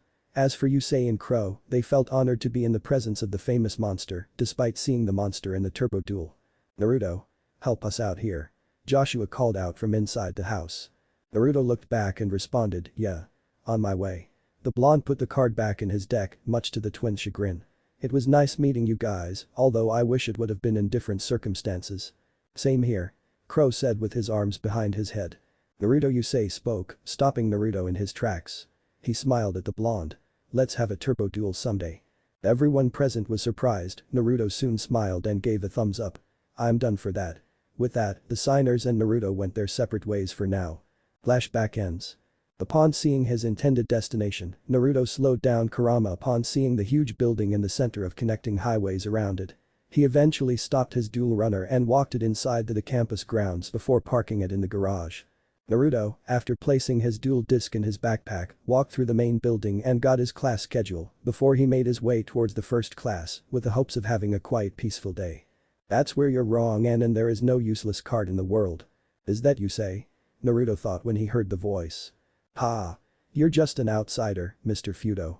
You have no say in this matter and thereby interfere here." A smugly voice shouted back, irritating Naruto as he turned the turn and saw Yusei and Akiza in her classroom. "Boy. Yusei. Akiza." The signers looked down the hall to see Naruto coming up to them. "Naruto, you're here? You're a student?" Akiza asked with surprise. "Apparently so," Naruto said with a big sigh. "So what's going on here?" Akiza pointed at the funny-looking man in a suit who seemed to be glaring at them. "Mr. Heitman, the vice principal, wants to expel Leo, Luna and their friends." "Why?" "Because they're using low-level monsters and that contributes to their losses. This duel academy is the best throughout the city. Those who have or use weak monsters don't belong here. They have no place in the dueling world," Heitman said without a care. "Oh, but you're a transfer student from Tokyo, so I'll pretend you don't exist as well. Hey, both Yusei and Naruto could beat you with Stardust Dragon and D. Leo." The boy saw Naruto shake his head before he looked at the smug vice principal. "You believe those who have weak monsters doesn't belong in the dueling world? You're so wrong about that." "How so?" Hartman asked irritably. "The transfer student is starting to annoy him worse than Yusei." Naruto pulled out his deck and took one particular card, but not the one Leo and Luna expected. It was Kurobo. This card is a lot stronger than you know. That monster is so weak. No duelist would use that card. One duelist did. Yusei interjected. He and Naruto shared a look before they nodded. The king of games himself had that exact card in his deck. Naruto spoke next as he walked forward. Yugi Muto used Kurobo in his duels, and that had helped him escape particularly dangerous situations. He paused before smirking. The best example I could think is the Battle City Tournament semi-finals. When Kurobo saved Yugi's LP from Obelisk the Tormentor. Heitman gritted his teeth since the teenagers made a solid point with the king of games. I challenge you two to a duel, and if I win, the students including the transfer student are expelled. No thanks. Naruto deadpanned, gaining a gawk from Heitman. Let Yusei duel you. I'd rather watch the Turbo King mop the floor with you. Oh, sounds like someone's afraid of a challenge. Naruto, Yusei and Akiza looked at the door away from the smirking Heitman to find a teenager taller than the three of them.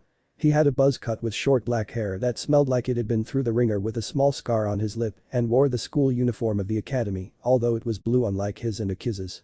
As expected of a slifer. Huh? Naruto drawled out as the newcomer sized him up. Who are you? Roger Hyman. One of our best students here in Duel Academy. Heitman said with a smug smile. He has a powerful deck thanks to my guidance. Naruto stayed silent as Roger got close to him. You don't look tough. Defeating you will be a cinch. Yusei and Akiza stood there while Naruto unwrapped his headband from his wrist and tied it around his forehead. Despite not knowing him well, they feel that was his answer.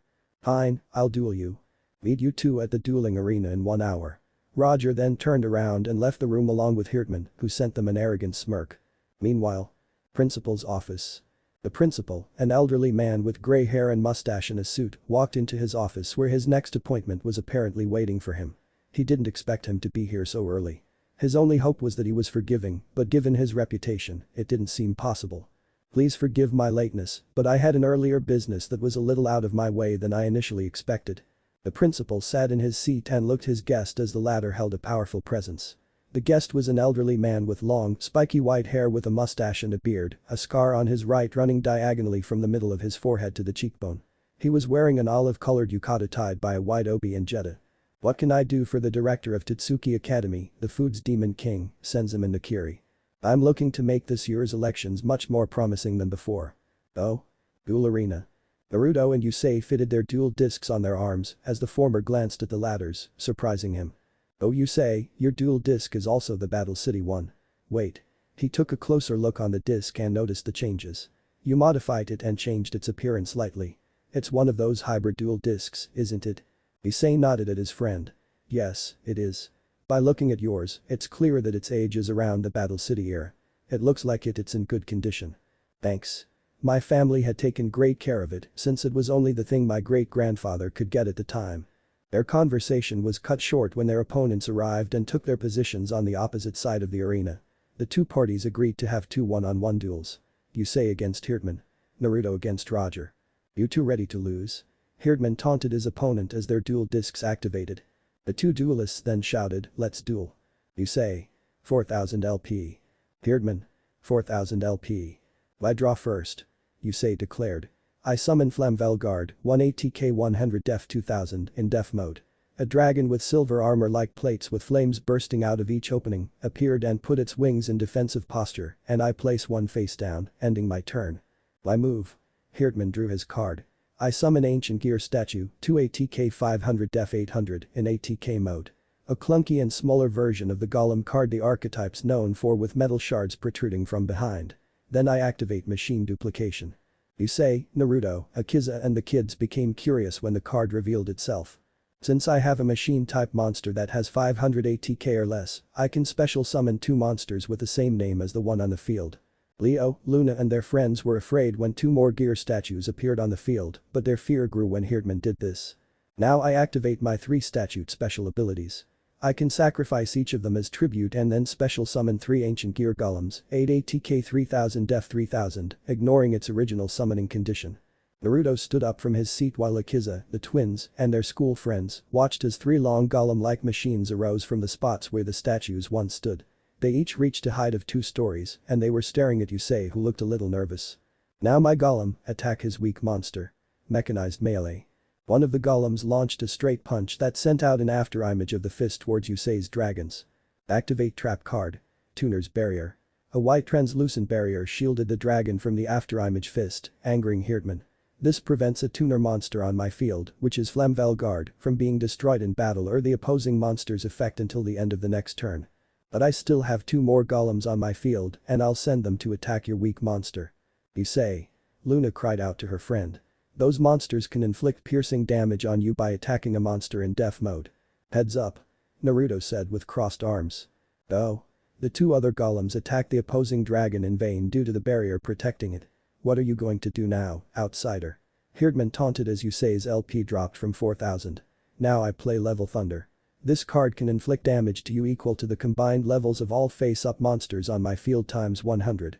Since each golem has 8 stars and there are 3 of them. Yusei will receive 2400 points of damage. Akiza said worryingly. You lose. Leo and Luna cried out. Say goodbye. Herdman declared as a rainbow-colored energy enveloped around the golems before it shot towards directly at Yusei. I activate the special ability of Hanuada's special ability.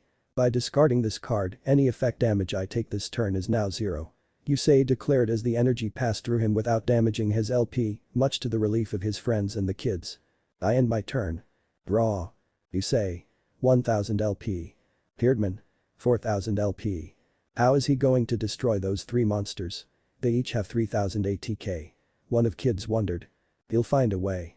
The kids, Leo, Luna and Akiza, looked down at the arena floor where Naruto stood as he watched the duel.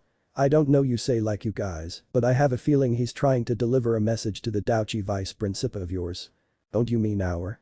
Nope. Naruto popped his mouth at the P. I activate cards of consonance.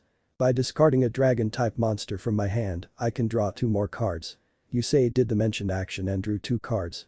I summon Eccentric Boy, 3 ATK 800 Def 200 in ATK mode. A young lightning bolt spiked-haired boy in orange shorts, a white robe-like shirt with blue feathers on the shoulder and crimson-red wings that formed the Omega symbol on the back, took its place next to Flamvelgard. Now I activate Eccentric Boy's effect. When using this monster as synchro material, I can choose another monster in my hand as the other material. Here it comes. Leo said excitedly. I tune the level 5 Turret Warrior from my hand to the level 3 Eccentric Boy on my field.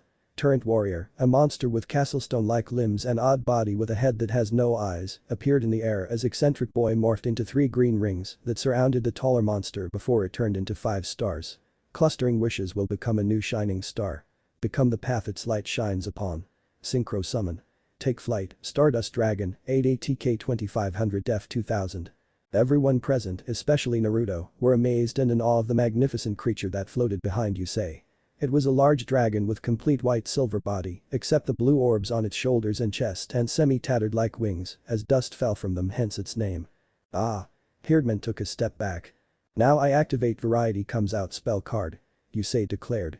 By returning Stardust Dragon to my extra deck, I can special summon tuner monsters whose total levels equal its own level.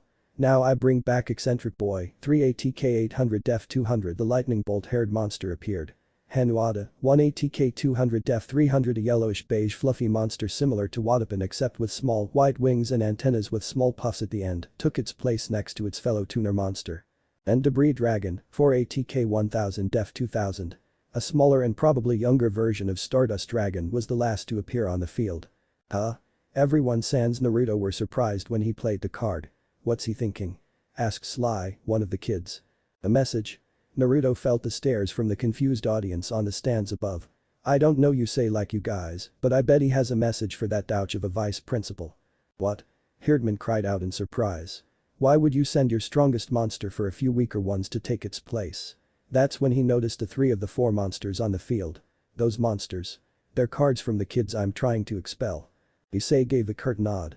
That's right, and I'm about to show how powerful they are. I activate my other face down. Tuner's Explosion. With this, I contribute the tuner monsters I have equal to the number of monsters you have on the field and I can destroy them. Go Hanuada, Eccentric Boy and Flamvelgard. The mentioned monsters nodded before they glowed with power and dashed at the 3 golems, destroying themselves along with the machines. Herdman groaned from the explosion, but his troubles weren't gone yet. And for each destroyed monster on your field, you receive 1000 points of damage. Yusei explained as Herdman's LP reduced to 1000. Now Debris Dragon, attack him directly. AHHH. Herdman cried as he fell to his knees while his LP reached 0. Yay. You say 1. The kids cried out with glee while the vice principal slowly walked out of the room in solemn defeat. Akiza, the twins and their friends ran down to the ground level to congratulate Yusei's win. You were awesome, Yusei. It was all thanks to the three of you and your monsters. Yusei took the 3 tuners out before he gave them back to their owners. I hope you'll learn better from this experience. So do I, a firm voice called out. Everyone's attention looked at the doorway and saw the principal, which surprised Yusei greatly. You're the… Mr. Feudo, I'm the principal of Duel Academy. Forgive me for deceiving you earlier about Herdman. The principal stated, surprising his lower-ranked colleague and Roger. I'd fire him if I could, but his mother who he still lives with is one of our academy's donors.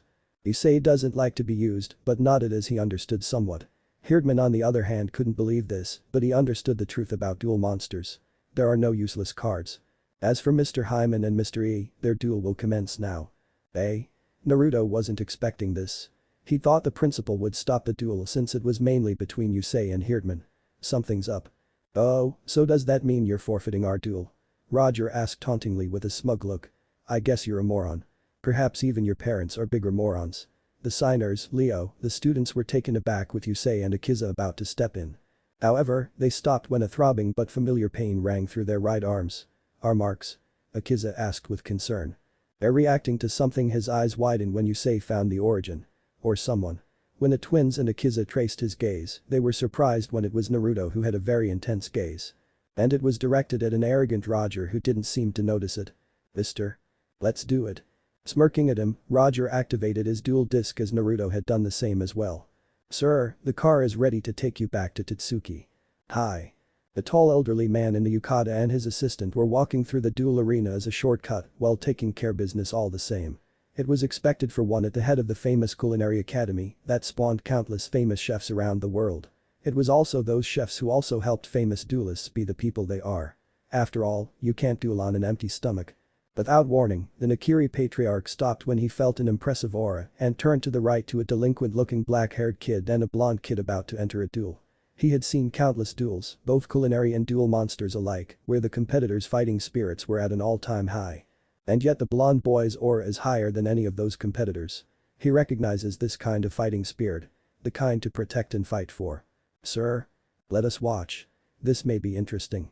Senzamen stated firmly and his secretary nodded casually since there's nothing he could say to persuade him otherwise. That boy though. Let's duel. Naruto. 4000 LP. Roger. 4000 LP. I'll go first. Naruto drew his card as he said, I summon Rapid Fire Magician, 4 ATK 1600 Def 1200 to the field in ATK mode. The spellcaster in black armor connected to a rope that flared out and a hood over his blue hair appeared in front of Naruto with its dual scepter's jewels brimming with power. Then I put a face down and end my turn. Your move. Good. My draw. Roger smirked upon the card he drew. First I summon Jinzo Returner, 3 ATK 600 Def 1400 in ATK position. Jinzo Returner. His deck probably has the Jinzo archetype and machine-type monsters in it. This may be rough. Naruto thought to him as the monster made its entrance on the field. It was a younger version of the legendary monster, except it was shorter and wears a one-piece gray-orange battle outfit with 2 yellow shoulder protectors, and its mouth was uncovered unlike its adult version. Now I activate its special ability. It can attack you directly despite of you having a monster on your field. Oh no. Leo and Luna cried out. Naruto grimaced when the monster punched him in the stomach as his LP dropped to 3400. I end my turn here. Now make your move. With pleasure. Naruto drew his card. I summon Mystical Elf, 4800's Def 2000 in Def mode. A light blue-skinned woman with light green long hair that reached her back in a beige robe that opens at the shoulders kneeled on the field. Now Rapid Fire Magician, attack his Jinzo Returner. Why would Naruto attack while Roger has a face down? Akiza asked. The better question is why did Roger leave his monster in ATK mode? Yusei spoke, catching his friend's attention. Naruto's magician has more ATK points than his Jinzo, so why unless? Jinzo Returner was obliterated by a shower of gold-yellow fireballs by none other than Rapid Fire Magician. Naruto. 3600 LP. Roger. 3000 LP. A chuckle escaped from Roger, then a small bout of laughter before he pointed at Naruto. You just activated Jinzo Returner's effect. When this monster is destroyed in battle, I can special summon one of my strongest monsters. Jinzo, 6 ATK 2400 Def 1500. Jinzo. Leo, Luna and Akiza cried out in surprise. He has one of the legendary monsters from the old days. Naruto gulped as the summoned monster made its appearance on the field. It was tall, imposing and powerful looking, with its signature crossed arms gesture as its black long-sleeved tight attire, with dull grey shoulder and upper chest guards, while its long and powerful neck was supported by a metal neck brace. I'm sure you know about his special ability. While Jinzo is on the field, all trap cards on the field are negated and destroyed. Naruto's only face-down card was destroyed by the infamous red laser beams of Jinzo. Now you can't activate any of your trap cards. I end my turn. Good. Roger smugly drew his card and smirked at it. I summon Jinzo number 7, 28TK 500 Def 400. A cyborg-like purple-colored monster with a dull silver helmet and a big bulk etched with the number 7 on it. And I activate its special ability. It can attack you directly. His smugly smirk grew bigger when his monster hit his opponent directly. Now Jinzo, attack his rapid-fire magician. Naruto. 3100 LP. Not so fast. Huh? I activate the quick play spell card. Magical Dimension. Naruto declared as the card appeared on his field. There are more ways to duel than with just trap cards. And I'll prove to you here. This card only works if I have a spellcaster type monster on my field and I have 2 of them. Now I must sacrifice one of them so I can special summon a spellcaster type monster from my hand. I doubt you have a monster that's stronger than my Jinzo. And somehow you're in Duel Academy. I could only wonder. Naruto deadpanned before getting serious. I sacrifice my rapid-fire magician as tribute for the card's effect. He raised the card chosen before playing it. He whose loyalty is never questioned by those of his king or allies. Whose power is unrivaled by his peers or foes and protects the innocent. The ultimate master magic. Here he comes, you say, said in anticipation.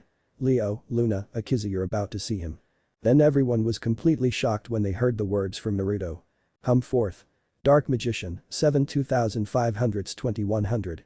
The legendary magician burst out of the sphere of light from above as he landed next to Mystical Elf and nodded at her, while she nodded back as Naruto made the next phase of his counter move. Now Magical Dimension will allow me to destroy on a monster, and I choose your Jinzo. Roger was in complete shock that he didn't flinch or counter when his Jinzo was destroyed by Dark Magician's attack, resulting a loss of LP. Roger. 2900 LP. Aye, good. Roger grinned afterwards. This is interesting. How we make a wager then? Naruto narrowed his eyes as Roger made the proposal. How about if I win? I take your Dark Magician as a prize. Forget it. No wager. I'd rather die than let anyone else I don't know hold Dark Magician. Have it your way. I'll get the card one way or another. I play the magic card. Monster Reborn. And I get to bring back my Jinzo from the field. Then I equipped him with the equip spell. Amplifier. Akiza gasped lowly. Now Roger can play his trap cards while Jinzo's cancelling Naruto's face down.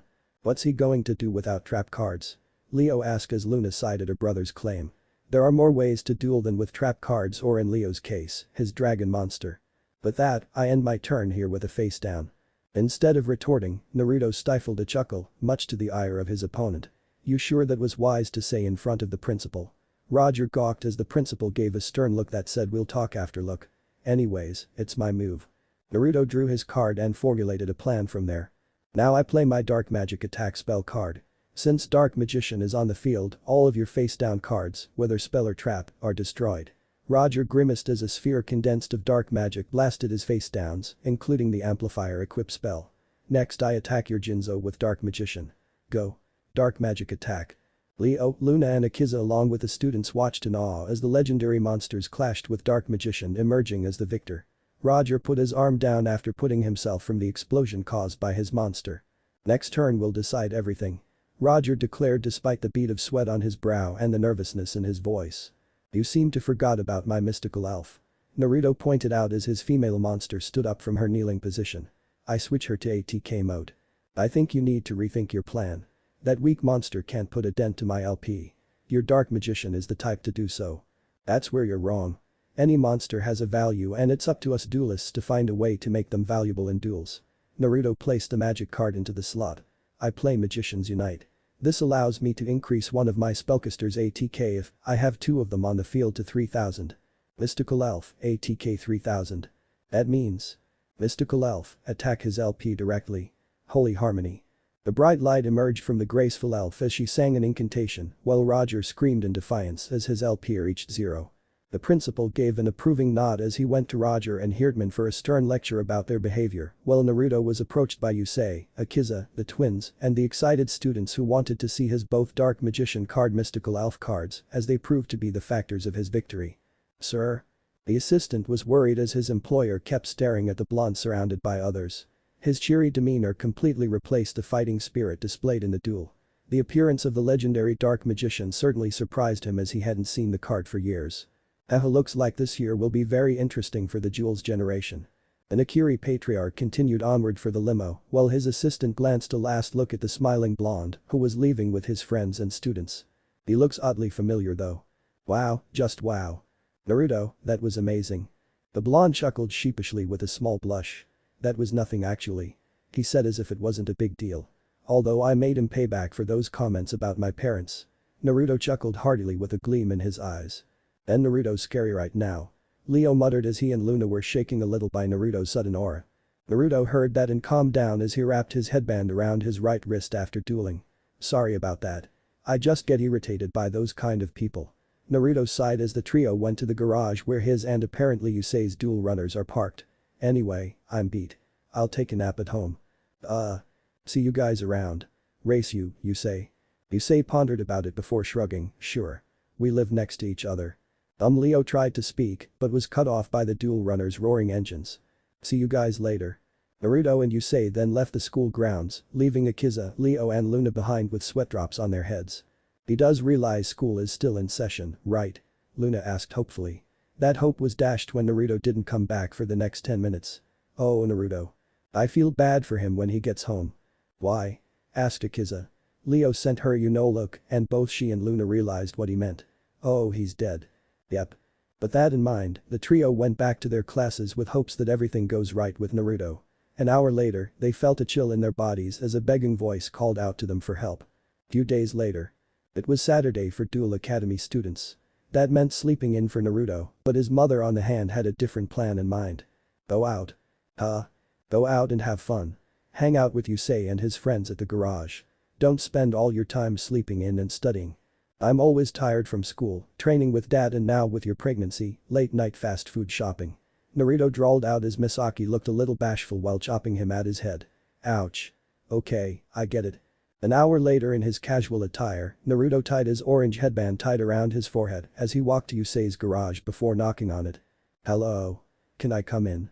No answer, so he entered inside. Pretty big space with bedrooms. Naruto commented as he observed the place, but found no one inside. Guess they're not here.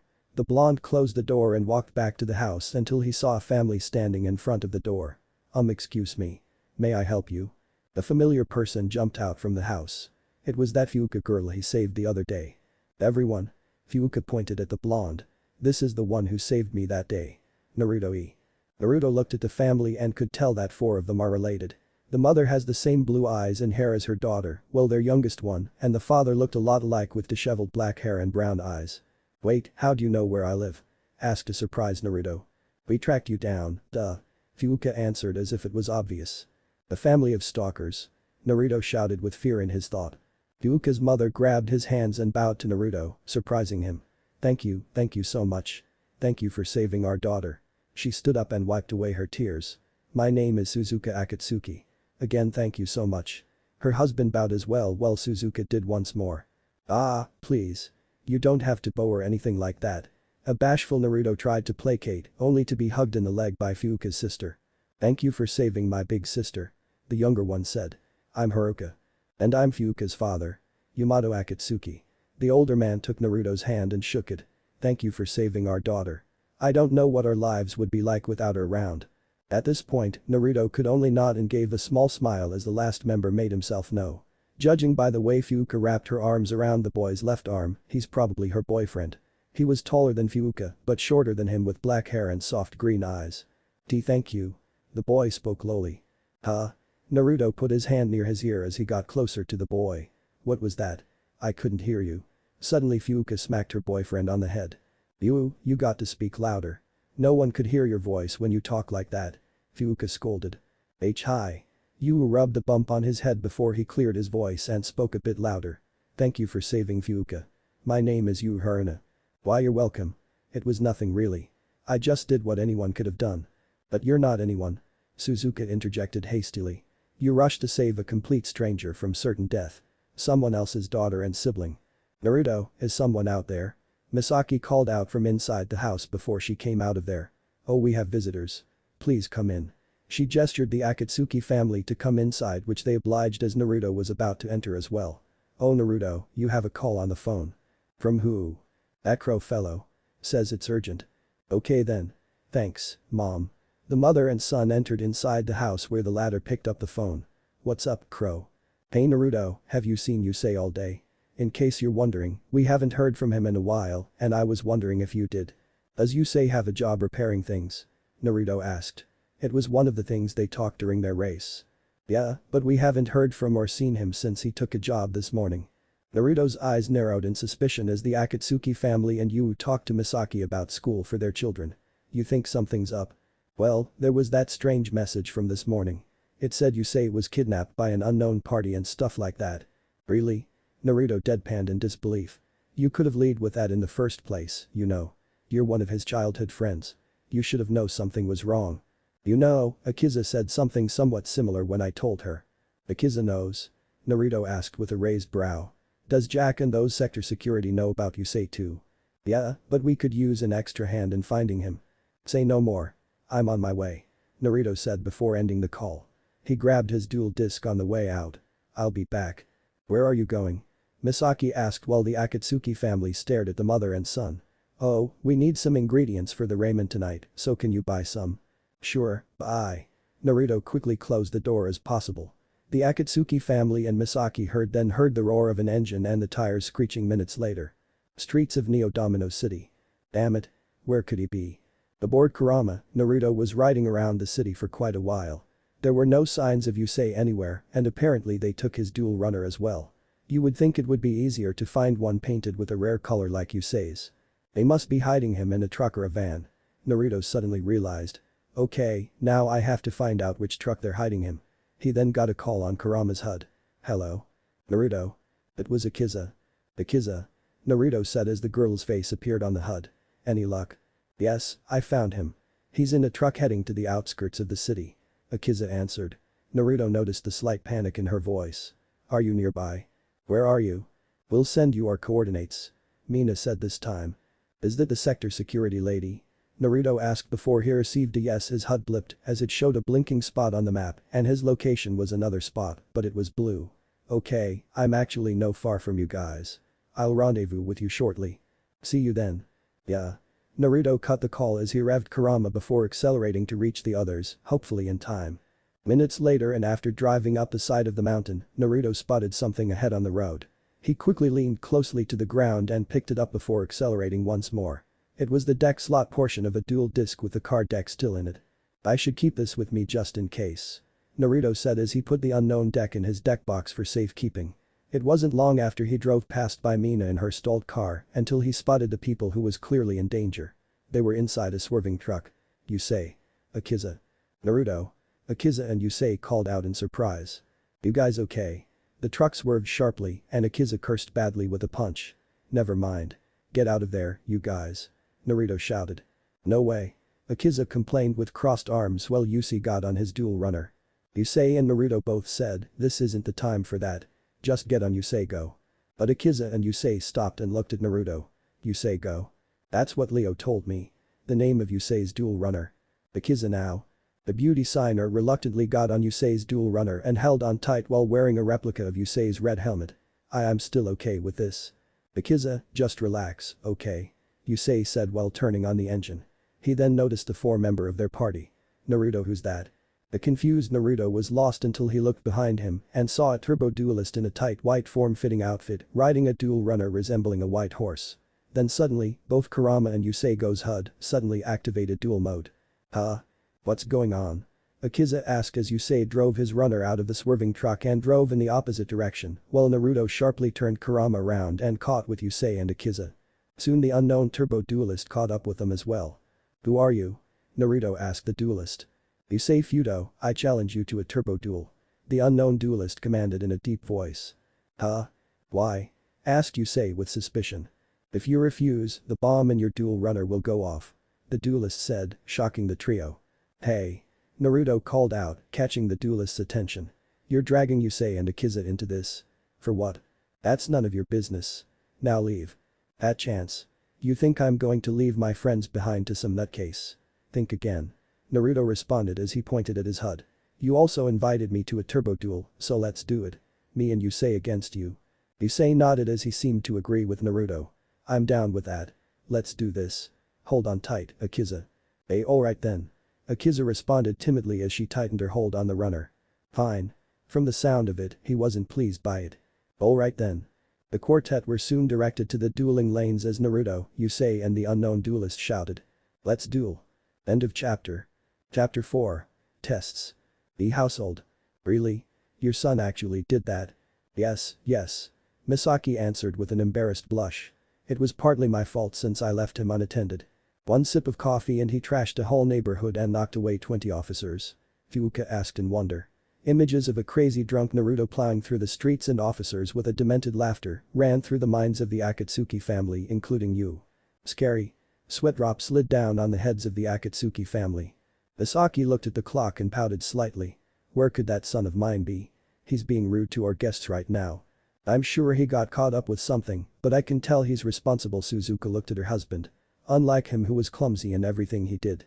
Hey. Yamato cried out at his wife. Love Misaki sighed as she looked out the window. Be safe, my son. Dueling Lane. Naruto. 4000 LP. South Carolina. 0. Yusei. 4000 LP. South Carolina. 0. Unknown duelist. 4000 LP. South Carolina. 0. I'll go first. Naruto looked at his hand before making his move. I summon Summoner Monk, 4ATK 800 Def 1600 in Def mode. Then I activated special ability. Once per turn, by discarding one spell card, I can special summon a level 4 from my deck. He picked the chosen card from his deck. So I special summoned Skilled Dark Magician, 4ATK 1900 Def 1700 to the field in ATK mode. A man in dark blue blackish robes with 3 orbs on its chest plate as he appeared next to Summoner Monk. He held its staff in front of him with hidden determination present on its stony face. I placed 2 cards face down and end my turn. Very well. Draw. The duelist declared as the trio's speed counter rose by 1. I summoned Sacred Knight Spearholder, 2ATK 800 Def 200 in Def mode. The long-haired knight in a grey chest plate with long sleeves and gauntlets, a metal-like silvery white skirt, wielded a spear-like sword in its hands defensively as it faced off against its opposing monsters. And I placed 2 face downs. That ends my turn for now. Suspicion grew in Naruto at that point when she ended her turn as Yusei declared his turn. I draw. Naruto. 4000 LP. South Carolina. 2. Yusei. 4000 LP. South Carolina. 2. The unknown duelist. 4000 LP. South Carolina. 2. I summoned Speed Warrior, 2ATK 900 Def 400 in ATK mode. Out of the white circle was a machine-like monster that had the appearance of a human. It had a brown and light green protective armor and bodysuit as an oxygen mask was connected to the chest. The monster then skated alongside Yusei. Then I activated special ability. Once per turn, I can double this monster's ATK until the end phase. Speed Warrior, ATK 1800. Speed Warrior, attack Sacred Knight Spearholder. Hypersonic Slash. The aforementioned monster performed a fast spinning handstand attack at the knight. I activate Floral Shield. A shield of flowers appeared just as it blocked the attack, pushing Speed Warrior back away. This negates your attack and allows me to draw 1 card. HMPH I place 3 cards face down and end my turn. Yusei said as his Speed Warrior's ATK decreased to its original amount. Here goes. Naruto draws his card, his turn increased the speed counters once more. I summon Breaker the Magical Warrior, 4 ATK 1600 Def 1000 in ATK mode. The armored red-orange spellcaster appeared on the field as it brandished its sword. Since Breaker was normal summoned, it gains a spell counter and its ATK increases by 300 for each spell counter. Breaker the Magical Warrior, ATK 1900. And now I activate Summoner Monk special ability once more. Naruto discarded a card to activate it. I special summon Engraver of the Mark, 4 ATK 1800 Def 1200 from my deck to the field in ATK mode as well. The dual-wielding Zoro-like monster brandished its blades against Sherry's lone monster. Yusei and Akiza were surprised by this, even the unknown duelist. Naruto already has 4 monsters on his field and he could end this duel rather quickly. Battle. I attack Sacred Knight Spearholder with Breaker the Magical Warrior. Go, mana slash. I don't think so. Activate trap card. Naruto was surprised when the face down revealed itself to be one of the cards he possesses in his deck. Negate attack. This cancels your attack and ends your battle phase. I place another face down and end my turn. My turn. Naruto. 4000 LP. South Carolina. 4. You say. 4000 LP. South Carolina. 4. Unknown duelist. 4000 LP. South Carolina. 4. I summon Horse of the Floral Knights, 3 ATK 400 Def 800 to the field.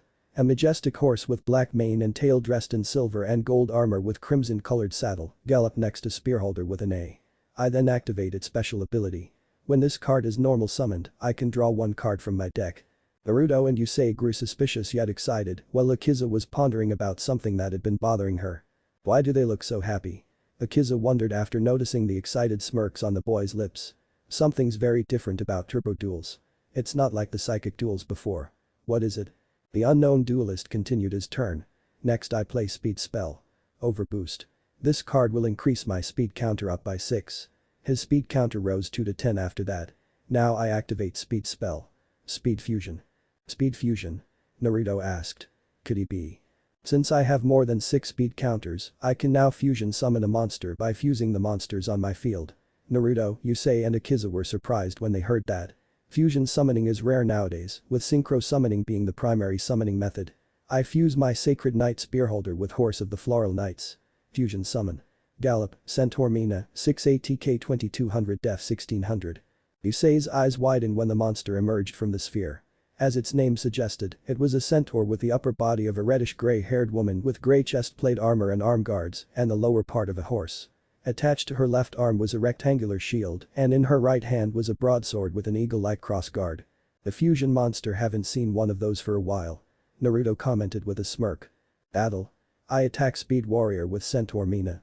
The centaur brandished her sword before charging at Speed Warrior and thrust her weapon sharply as Speed Warrior crossed his arms to defend itself. Activate trap card. Scrap Iron Scarecrow. Yusei revealed his face down as a makeshift scarecrow made of scrap appeared in front of his monster. This card negates my opponent's monster's attack and… Not so fast. I activate Centaur Mina's special ability. Once per turn, this card negates a trap card's effect and then sets it back into its original position. Oh no. Yusei said when his favorite trap card was negated. Hang on, Yusei. Activate trap card. Negate attack. Ugh. The mysterious duelist cursed when her monster's attack was negated. I meant to test Yusei Fudo's skills alone, but this guy's interference is making it difficult for me to fully determine Yusei's abilities. I must take him out first. He declared before speaking aloud. I set a card face down. As of this moment, my speed counter reduces to 1 as a cost of speed spell. Overboost. Thanks for the save, Naruto. Yusei thanked the blonde who nodded. Naruto nodded. No problem. My turn. Now I summon the tuner monster Junk Synchron, 3 ATK 1300 Def 500. A small robot with orange parts and hat, glasses-like apparel and a scarf around its neck appeared next to Speed Warrior. Now I tune my level 2 Speed Warrior to my level 3 Junk Synchron. The tuner monster transformed into 3 rings that surrounded Speed Warrior before it turned into 2 stars within. Gathering stars will call upon a new force. Become the path its light shines upon. Synchro summon. Show yourself, Junk Warrior, 5 ATK 2300 Def 1300. A machine-like warrior emerged from the intense beam of light and spun around a couple of times before it threw a jab. It looked like an adult version of Junk Synchron with purple coloring around the limbs and head as twin wing-like protrusions stuck out of the shoulders while its car fluttered in the air. Junk Warrior attacked Centaur Mina. The monster dashed towards the centaur with its right fist glowing in gold aura. Scrap fist. You activated my trap card. One of the unknown's face downs activated. Flare Guard prevents my Centaur Mina from being destroyed in battle during this turn. HMPH I place a face down and end my turn. My turn then. Naruto. 4000 LP. South Carolina. 6. Yusei. 4000 LP. South Carolina. 6. Unknown Duelist. 3900 LP. South Carolina. 3. Naruto drew his card and was surprised who it was, but thought to himself that it was time to introduce them together on the field. I activate the speed spell. Summoner's Art. Since I have more than 2 speed counters, I can add a level 5 or higher normal monster from my deck to my hand. Naruto declared as he added the chosen monster to his hand. Now I sacrifice my breaker the magical warrior to tribute summon my monster's apprentice. Huh? Apprentice. Apprentice of the Master of Magic. Whose innocence brings warmth to those around her.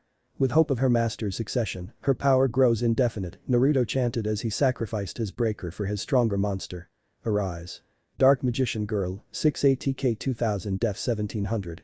What? Yusei and Akiza cried out, while the unknown duelist had to look back to believe it as the legendary and rare monster appeared on the field. The Dark Magician Girl has blonde hair, green eyes unlike her master's blue-purplish eyes, and faint pink markings on her cheeks. Her outfit was similar to the Dark Magician, except it was an off-the-shoulders blue garment that extends to her mid-thighs and ends up as a skirt with pink trimmings, along with blue and pink gauntlets. Her signature blue hat was pointed with a pink spiral at the end, while her boots reached halfway up her thighs. Say hello, everyone.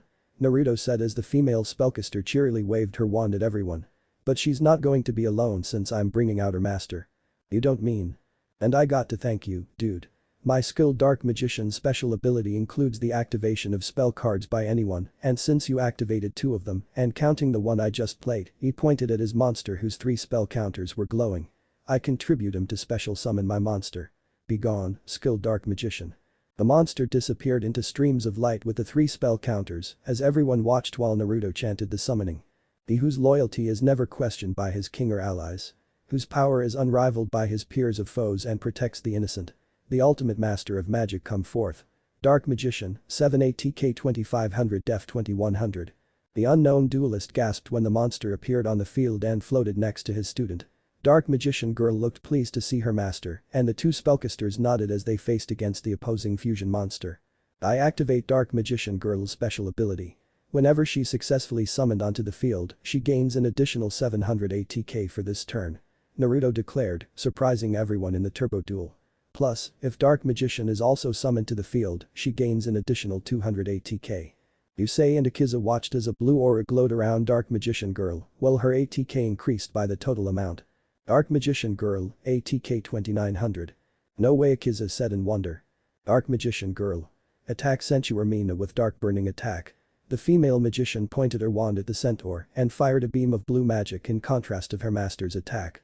Not so fast. I activate a trap card. Naruto's eyes widened when the card revealed itself to have a relation to most sought-after trap card in the game. Radiant Mirror Force.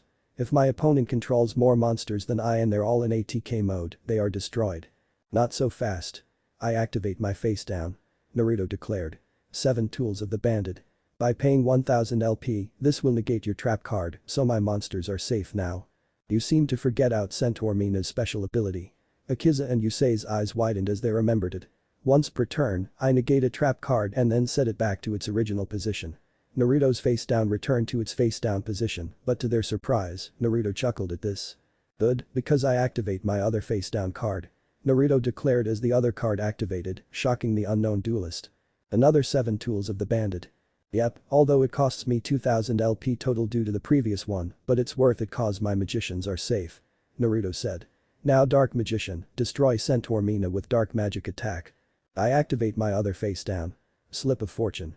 This card targets the opponent's attacking monster, negates the attack, and banishes that monster from play until the next standby phase. Oh no.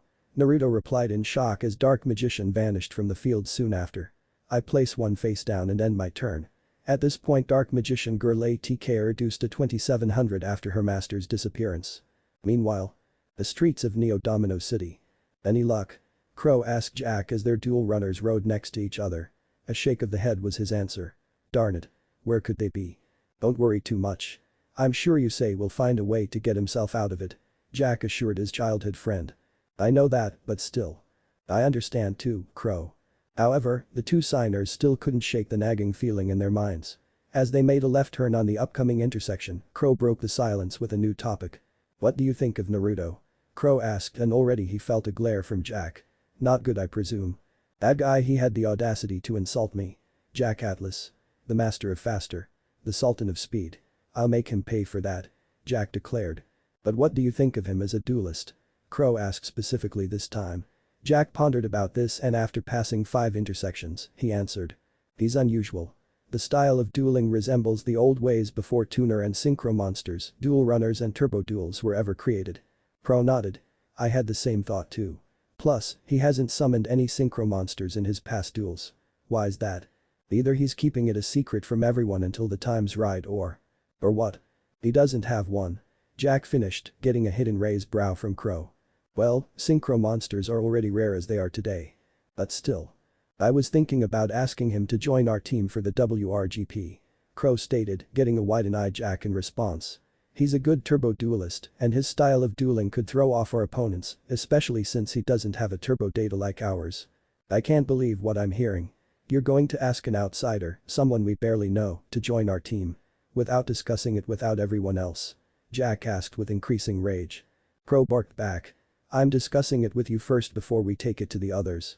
Besides, Jack's rage lessened when he saw the solemn look on Crow's face. He and his family might be in danger. The ghost incident. Jack realized afterwards. Crow nodded in response. At least, with us around, he and his family can be safe. Hopefully the Crimson Dragon can see to that. I'm not really agreeing with it, but let's talk to the others after we find Yusei. Jack finally answered. The two signers continued the search for their friend and hope that they are safe. Dueling lanes. Nice try. I must admit I'm surprised you possess such legendary cards, perhaps I was wrong about you. The unknown duelist said before drawing his card, my turn. Naruto. 2000 LP. South Carolina. 7. Yusei. 4000 LP. South Carolina. 7. Unknown duelist. 3900 LP. South Carolina. 4. I summon Fleur Synchron, 4 ATK 400 Def 200 in ATK mode. A pink petal-like creature with mischievous eyes appeared next to Senchu Mina as Dark Magician reappeared on Naruto's field, much to his apprentice's relief. Now I tune my level 6 Centaur Mina to the level 2 Fleur Synchron.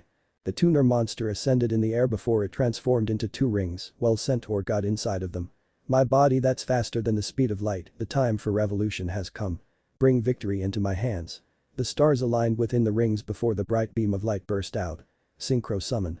Sparkle, Fleur de Chevalier, 8 ATK 2700 Def 2300. Naruto, Yusei and Akiza stared at the new synchro monster on the field while their own monsters tensed up for battle.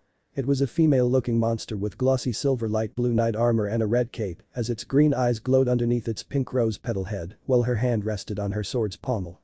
Oh boy, looks like we have a little problem on our hands, huh Yusei? Naruto smirked as his fellow turbo duelist had a smirk as well.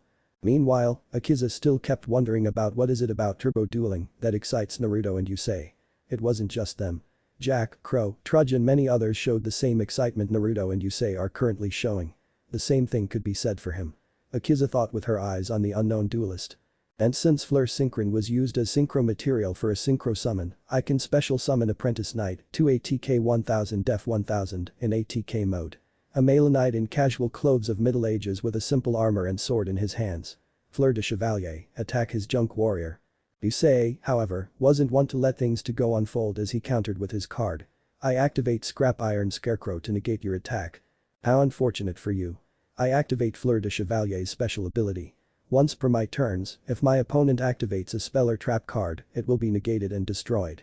Naruto's eyes widen as Yusei's trap card was destroyed by a wave of power by Fleur de Chevalier before it slashed Junk Warrior in half, destroying him and costing Yusei's LP by 400 points.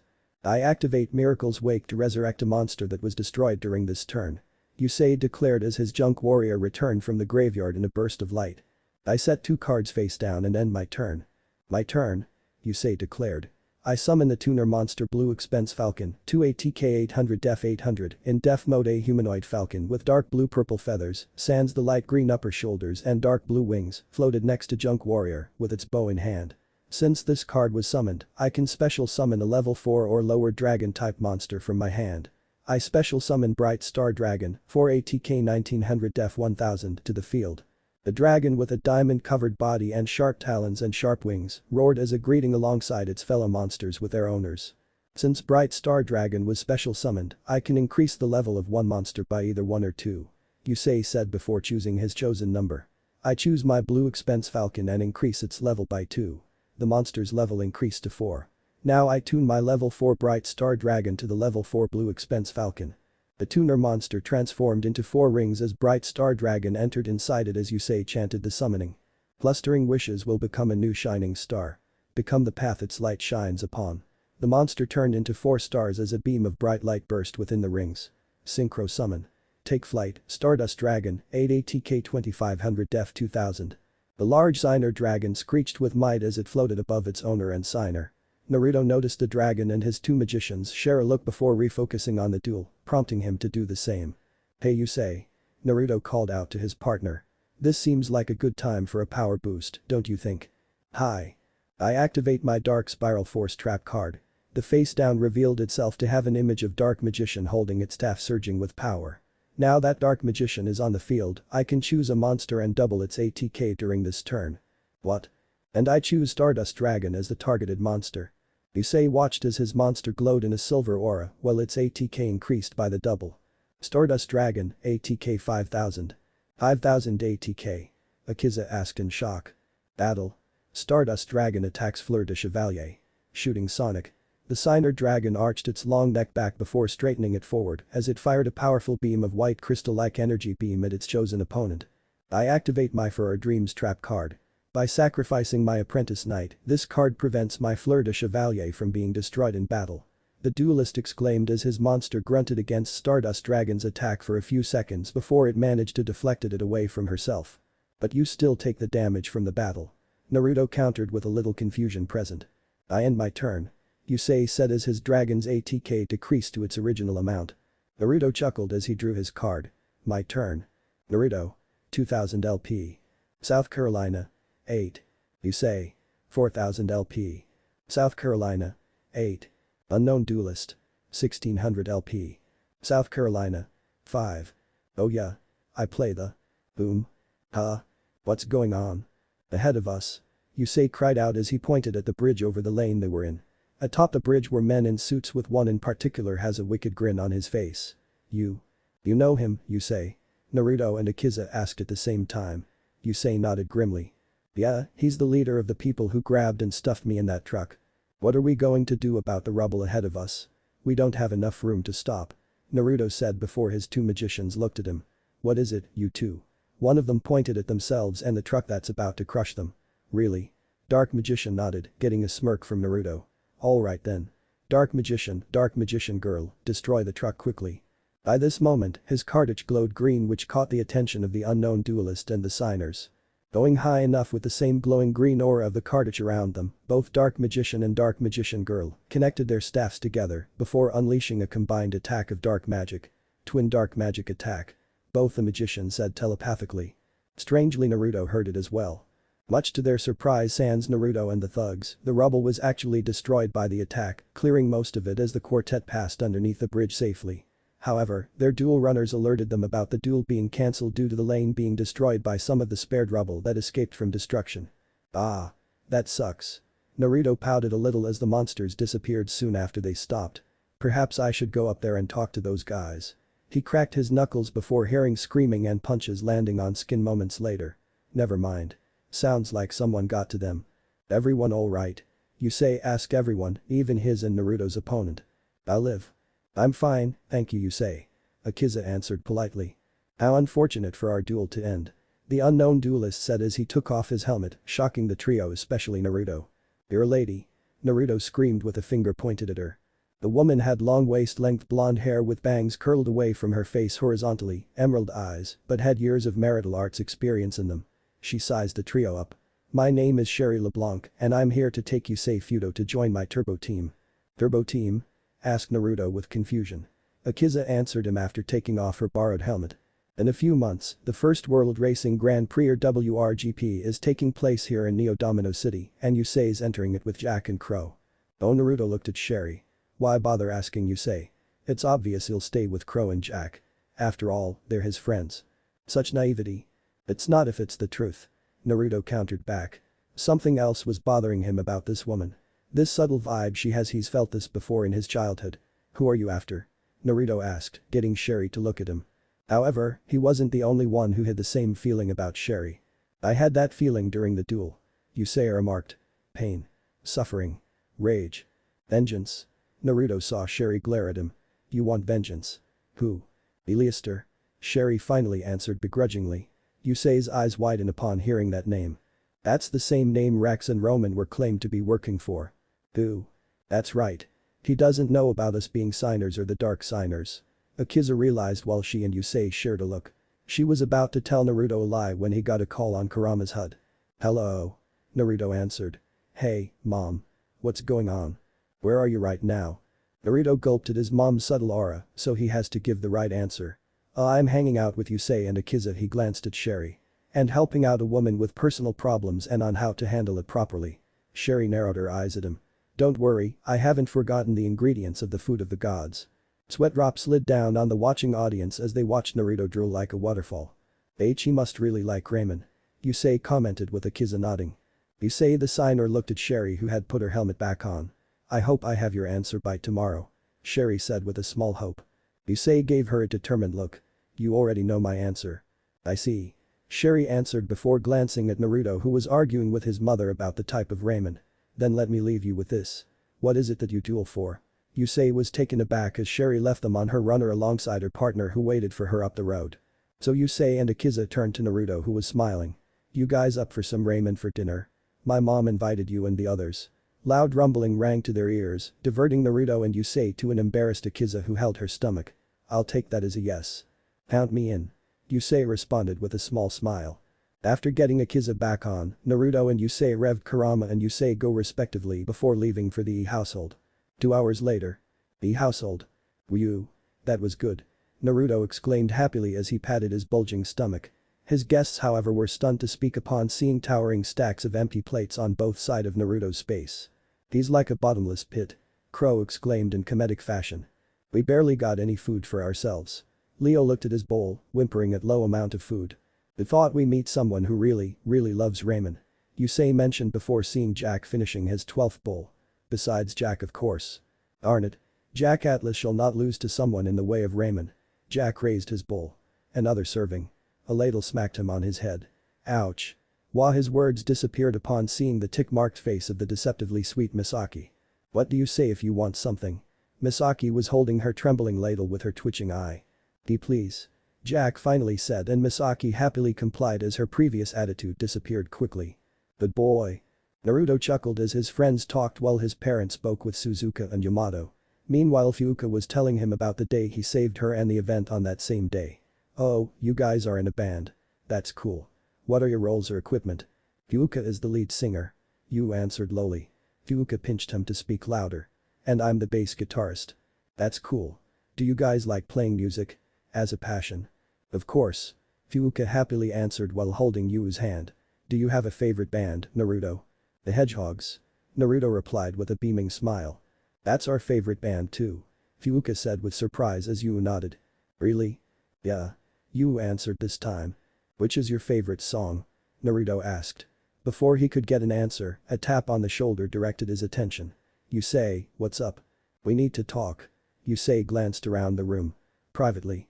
This confused Naruto, but he excused himself while promising to discuss more about the hedgehogs with Fuuka and Yu. Surprisingly, Yusei invited his group as well, so Naruto thought this must involve them as well.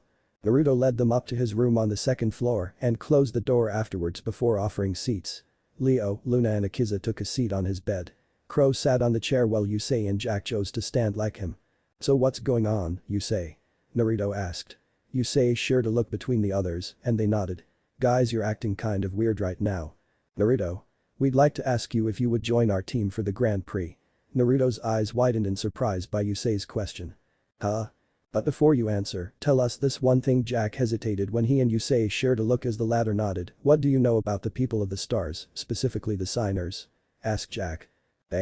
Confused by the question, but Naruto still answered, not a whole lot, but according to research done by my dad, the signers are people who were chosen by an entity called the Crimson Dragon, and they possess dragons who are guardians and servants to it. Other than that, I don't know much else about them. His friends except Leo shared looks before removing their sleeves or gloves, revealing marks of sorts that resembles limbs of an animal. Yusei's mark resembled a dragon's head. Jack's a pair of wings. Both Akiza and Luna's were claws. And Crow resembled a tail of sorts. Naruto, we are the signers. Yusei said, shocking Naruto greatly as he stared at his friends or what's behind them. He could see the translucent image of a fiery crimson dragon behind them. Naruto. Naruto. Naruto. Leo got up and stood in front of the blank Naruto. Naruto. He snapped his fingers in front of the blonde. Naruto screamed as he jumped away in great surprise from his spot and crashed against the wall. Everyone's sweat dropped when a framed poster hit his head, knocking him out. After several moments of silence and poking the knocked out Naruto, Crow looked at it bewildered. You say. Well, that wasn't bad as I thought. Why yeah. All signers and Leo chorused. 2 days later. Neo Domino Duel Academy. Naruto yawned as he rubbed the sleep out of his eyes. The weekend went by fast due to his knocking himself out from Yusei's revelation and processing what he actually said. This also meant that they were the ones responsible for the battle 7 months back. I certainly wasn't expecting that, but I wonder why would they tell me? Naruto pondered until he remembered the group Sherry mentioned. This Eliaster bunch, if they're behind something fishy and Yusei thought to tell me this, then does that make me involved as well? Yes it does. 2 voices replied from behind, startling Naruto. He turned around to see Leo and Luna smiling at him. Leo? Luna? Don't surprise me like that. Naruto exclaimed with a tick mark. The older twin chuckled at the blonde's expression. But it's worth seeing you react like that. He later chose to regret those words when he felt something hard around his head. Want to say that again? Naruto grumbled with a twitching eye as he tightened his grip. And no. Leo whimpered and felt relieved when the pressure ceased. Oh Leo, Luna said exasperatingly before looking at Naruto. So what do you think? About what? Luna pointed at her right arm. Oh right. Naruto scratched the back of his head. Well, it certainly surprised me and all, but I feel touched somehow. Naruto admitted, surprising the twins. Pretty sure no one knows about you guys except me, right? No, there are other people. Luna answered politely. Suddenly Naruto fell on his knees with a depressed cloud hovering over him. Naruto. Who? Eh? The twins spoke before a glaring and shadow-covered Naruto towered over them. Naruto repeated the question at the shaking twins. Who else knows? He couldn't get an answer since a backpack chopped him on the head. Ouch. The blonde turned his head for the perpetrator. Akiza. Your mom told me to tell you that you should behave or else. Akiza lectured and that clamped Naruto up. Don't tell me. Yep, I'm her eyes, and EARS Akiza hummed at the horrified Naruto with the image of a menacing Misaki above her. The quartet walked together onto the school grounds, albeit not quietly. That's him. He possesses the dark magician. Roger lost to him. I want that card. Apparently news of his duel and victory against Roger had spread through wildfire already over the weekend among the students. Naruto groaned while he smacked himself in case of future challenges by the students who might be after his rare card. I shouldn't have summoned Dark Magician in that duel in the first place, but that guy pissed me off. He referred about Roger. See, calm down, Naruto. Luna said, calming the blonde down. You guys want to meet up for lunch together? This surprised the trio, but they accepted his invitation. Great. I'll meet you at lunch break. Naruto bid them farewell for now as he walked to his first class. The moment he stepped inside, all the chatter stopped as everyone's eyes were on him. Yeah, I'm never going to hear the end of this. Naruto took his seat near the windows while most of his classmates returned to their chatter, although they kept glancing at him every few moments. He decided to take a nap until the teacher declares the start of class. After avoiding and losing the stampede of his classmates challenging him for a duel, Naruto finally found Akiza and the twins at the secluded area in the Turbo Duel practice track and sat down with them for a nice lunch. Man, today's lesson was brutal. Leo complained before eating a fried cod. Luna sighed before taking a bit out of her courage. Schoolwork seems to be lax by this time of year. Akiza admitted honestly. Naruto nodded. I second that, Akiza. He then noticed something behind Luna. It had brown, neat fur with semi-long eyelashes, a tail with a pink ribbon tied around it. A dual spirit. Why, hello there. The creature hid itself completely from his sight. Don't be afraid. Naruto, you can see Kuriban. A surprised Luna asked. Naruto nodded, surprising Leo and Akiza as well. You can see dual monster spirits. How? No idea. Naruto assumed a thinking pose. All I know is I can see them recently. As for the how, I don't have a clear answer on that yet. His cartridge gleamed by reflecting the sunlight. How long have you seen them, Luna? Since I was 3 years old. Luna answered. Naruto nodded and looked at Leo. Can you see them too, Leo? A shake was his answer.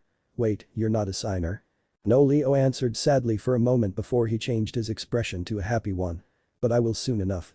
Crow was turned into a signer during the battle against Rex though, so the same could happen to me.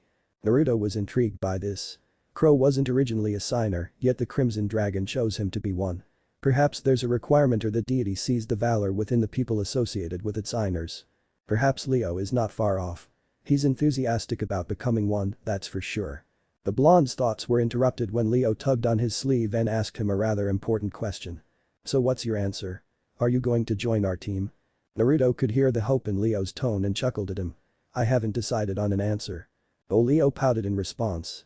You would be a good addition to our team. Luna pointed out. His dueling skills aren't exactly orthodox, and that's what they need for the upcoming duels against the teams they'll face in the tournament. What's stopping you? Akiza asked. Well, Naruto tried to find an answer, but couldn't do so. He changed the topic. So what's on your mind, Akiza? The beauty of the signers didn't like him avoiding the question, but she saw him conflicted about something. I want to become a turbo duelist. Akiza finally answered after few moments, surprising her friends. There's so much I want to learn about it. The duel you and Yusei had against Chariot was unlike anything I've ever felt, and I know there is much to learn about it. Huh? Naruto tilted his head, causing Akiza to face fall to the ground. How could you not understand what I'm saying? You're a turbo duelist yourself. Yeah, but I'm just a beginner compared to Yusei, Jack and Crow. Naruto admitted. Another wave of surprise washed over the trio as they stared at him. But you handled yourself so well against Sherry and Ghost. Akiza pointed before Naruto chuckled sheepishly. I'm trained in martial arts, so I've learned to remain composed in these types of situation. Naruto answered. Anyway, you want to learn about turbo dueling, Yusei is the man for you, Akiza. He noticed the small blush on the beauty's cheeks. Why's your face a little red? The twins also noticed the reddening on Akiza's cheeks, while the latter tried desperately to hide or play it off with no avail. Now that you mentioned it, ever since the Fortune Cup, Akiza had grown a little timid when it comes to Yusei. Leo pointed out while Luna nodded. Stop talking. An embarrassed Akiza cried out with flailing arms. Naruto and the twins laughed at Akiza's misfortune before the quartet finished their lunch and returned to their classes for the evening. After bidding farewell to Akiza, Leo and Luna, Naruto walked to the garage and reached his dual runner before he left the school grounds and onto the road. As always, the freedom provided by his dual rider is second to none as Naruto rode through the streets while the sun was setting across the horizon. He pondered about Yusei's invitation to join their team and was conflicted internally. From the looks of it, the group have great dynamic and a strong bond that solidified after countless obstacles and battles they faced over time.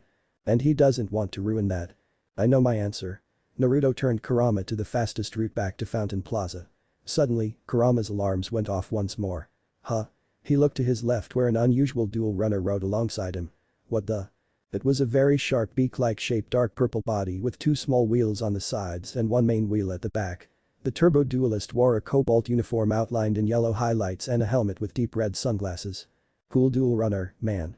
Naruto couldn't hold his excitement at seeing such a design. Where'd you build it? I challenge you to a turbo duel. Eh? Naruto was taken aback but accepted the challenge. You're on, but tell me your name first. Visor. Naruto. Duel mode was activated as the two were directed to the duel lanes while saying, duel. Naruto. 4000 LP. South Carolina. 0. Visor. 4000 LP. South Carolina. 0. I'll go first. Naruto looked at the card and smirked at it. Time for your debut, okay. I summon Apple Magician Girl, 3 ATK 1200 Def 800 in ATK mode. A short black-haired female spellcaster in a tight crimson-red body sleeveless suit that showed a little cleavage, matching boots, leggings and gloves, a sharp pointing hat similar to Dark Magician Girl's, and a pair of sky-blue wings protruded out of her back. She gave a wink at Visor as she sat in midair next to Naruto. I place one card and end my turn. My turn? Draw. Naruto. 4000 LP. South Carolina. 1. Visor. 4000 LP. South Carolina. 1. Since I have no monsters on my field and my opponent does, I can special summon Tech Gina Striker, 2 ATK 800 Def 0 from my hand. He placed a card on the monster field as the creature burst forth. A man in black bodysuit with mechanical parts covering parts of his body and a helmet covering the top part of its head and eyes appeared next to Visor. Then I special summon Tech Genus Werewolf, 3 ATK 1200 Def 0, since I just special summoned a level 4 or below monster. A dark brown furred werewolf emerged from the light as it swung his mechanical left arm viciously, trying to intimidate Apple Magician Girl, who simply huffed while turning her head away. Now I tune my level 3 Tech Genus Werewolf to the level 2 Tech Genus Striker. Naruto watched as Visor began the summoning chant. Synchro Flight Control. Limiter Removal, Level 5, Booster Injection 120%. Recovery Network Range Updated. All clear. Go. Synchro Summon. Come on. Tech Genus Power Gladiator, 5 ATK 2300 Def 1000. A spiky-haired gladiator in a leather skirt-like tunic with sharp shoulder guards while wielding a heavy axe took its place on the field, staring directly at his female opponent. Next, I summon Tech Genus Cyber Magician, 1 ATK 0 Def 0 in ATK position.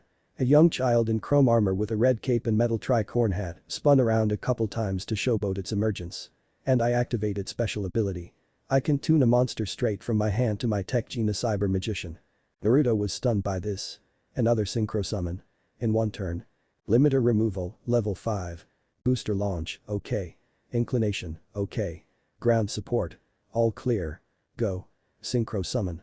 Come on. Tech Genius Wonder Magician, 5 ATK 1900 Def 0.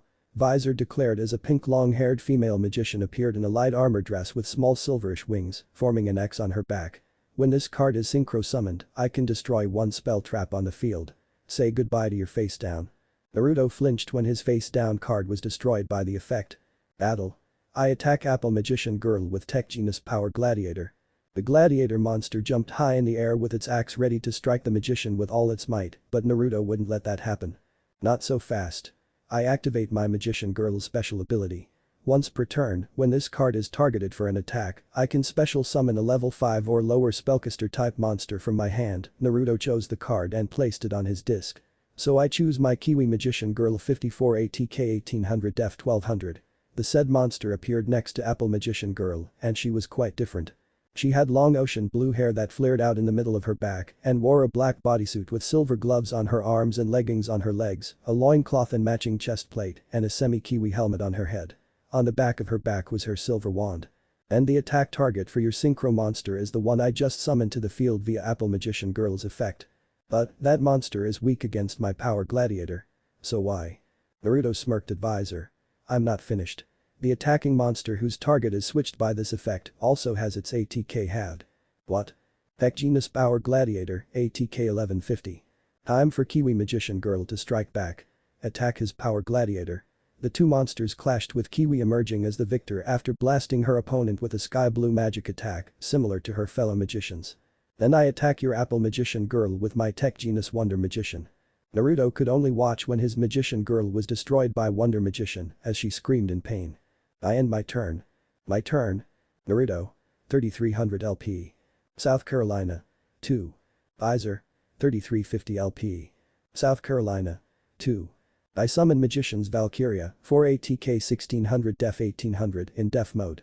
A woman similar to Dark Magician Girl appeared next to Kiwi Magician Girl with notable differences. She had light green long hair, her attire was light pink with the top slightly showing the shoulders with matching skirt and gloves, while wielding a staff that slightly resembles a question mark. And her special ability is that you cannot attack any other spellcaster type monsters except this card. I also switch my Kiwi Magician Girl to Def mode and place 2 cards face down. That ends my turn. What is he up to? He's dueling very differently from the others. No indication of summoning synchro monsters whatsoever. Very interesting. Visor thought with a hidden smirk as he accelerated, prompting Naruto to catch up with him. What's this guy's deal? All of a sudden, he's speeding up. Naruto complained while doing his best to keep up with Visor, albeit with difficulty. The rushing winds pushed against him as Kurama accelerated beyond its capabilities, along with the sudden sharp turns and burst of speed by Visor. What's he trying to do? I expected Yusei Fudo and his dual runner to catch up, but he surprised me. Perhaps I should show him the true power of synchro summoning. This guy is no joke. I can't just rely on using the same tactics. I must change things up a bit. Naruto looked at his hand with one card in particular that caught his eye. Synchros are the rage right now, but everyone seems to forget the fusion monsters open the gate for them. He's unusual, but that won't save him in this duel. If he doesn't show anything intriguing, this will have been a waste of time. That's why I'll show him how awesome and powerful fusion monsters are by winning this duel. Naruto declared as he accelerated once more, eventually catching up with Visor. The two duelists stared down at each other while translucent and shadowed figures appeared above them while facing opposite. A bulky machine-like monster above Visor and a dragon with a scar across its right eyes next to Naruto. This duel is just getting started. End of chapter. What if Forsaken Naruto get banished in Yu-Gi-Oh! End here, and thanks for watching my video till the end.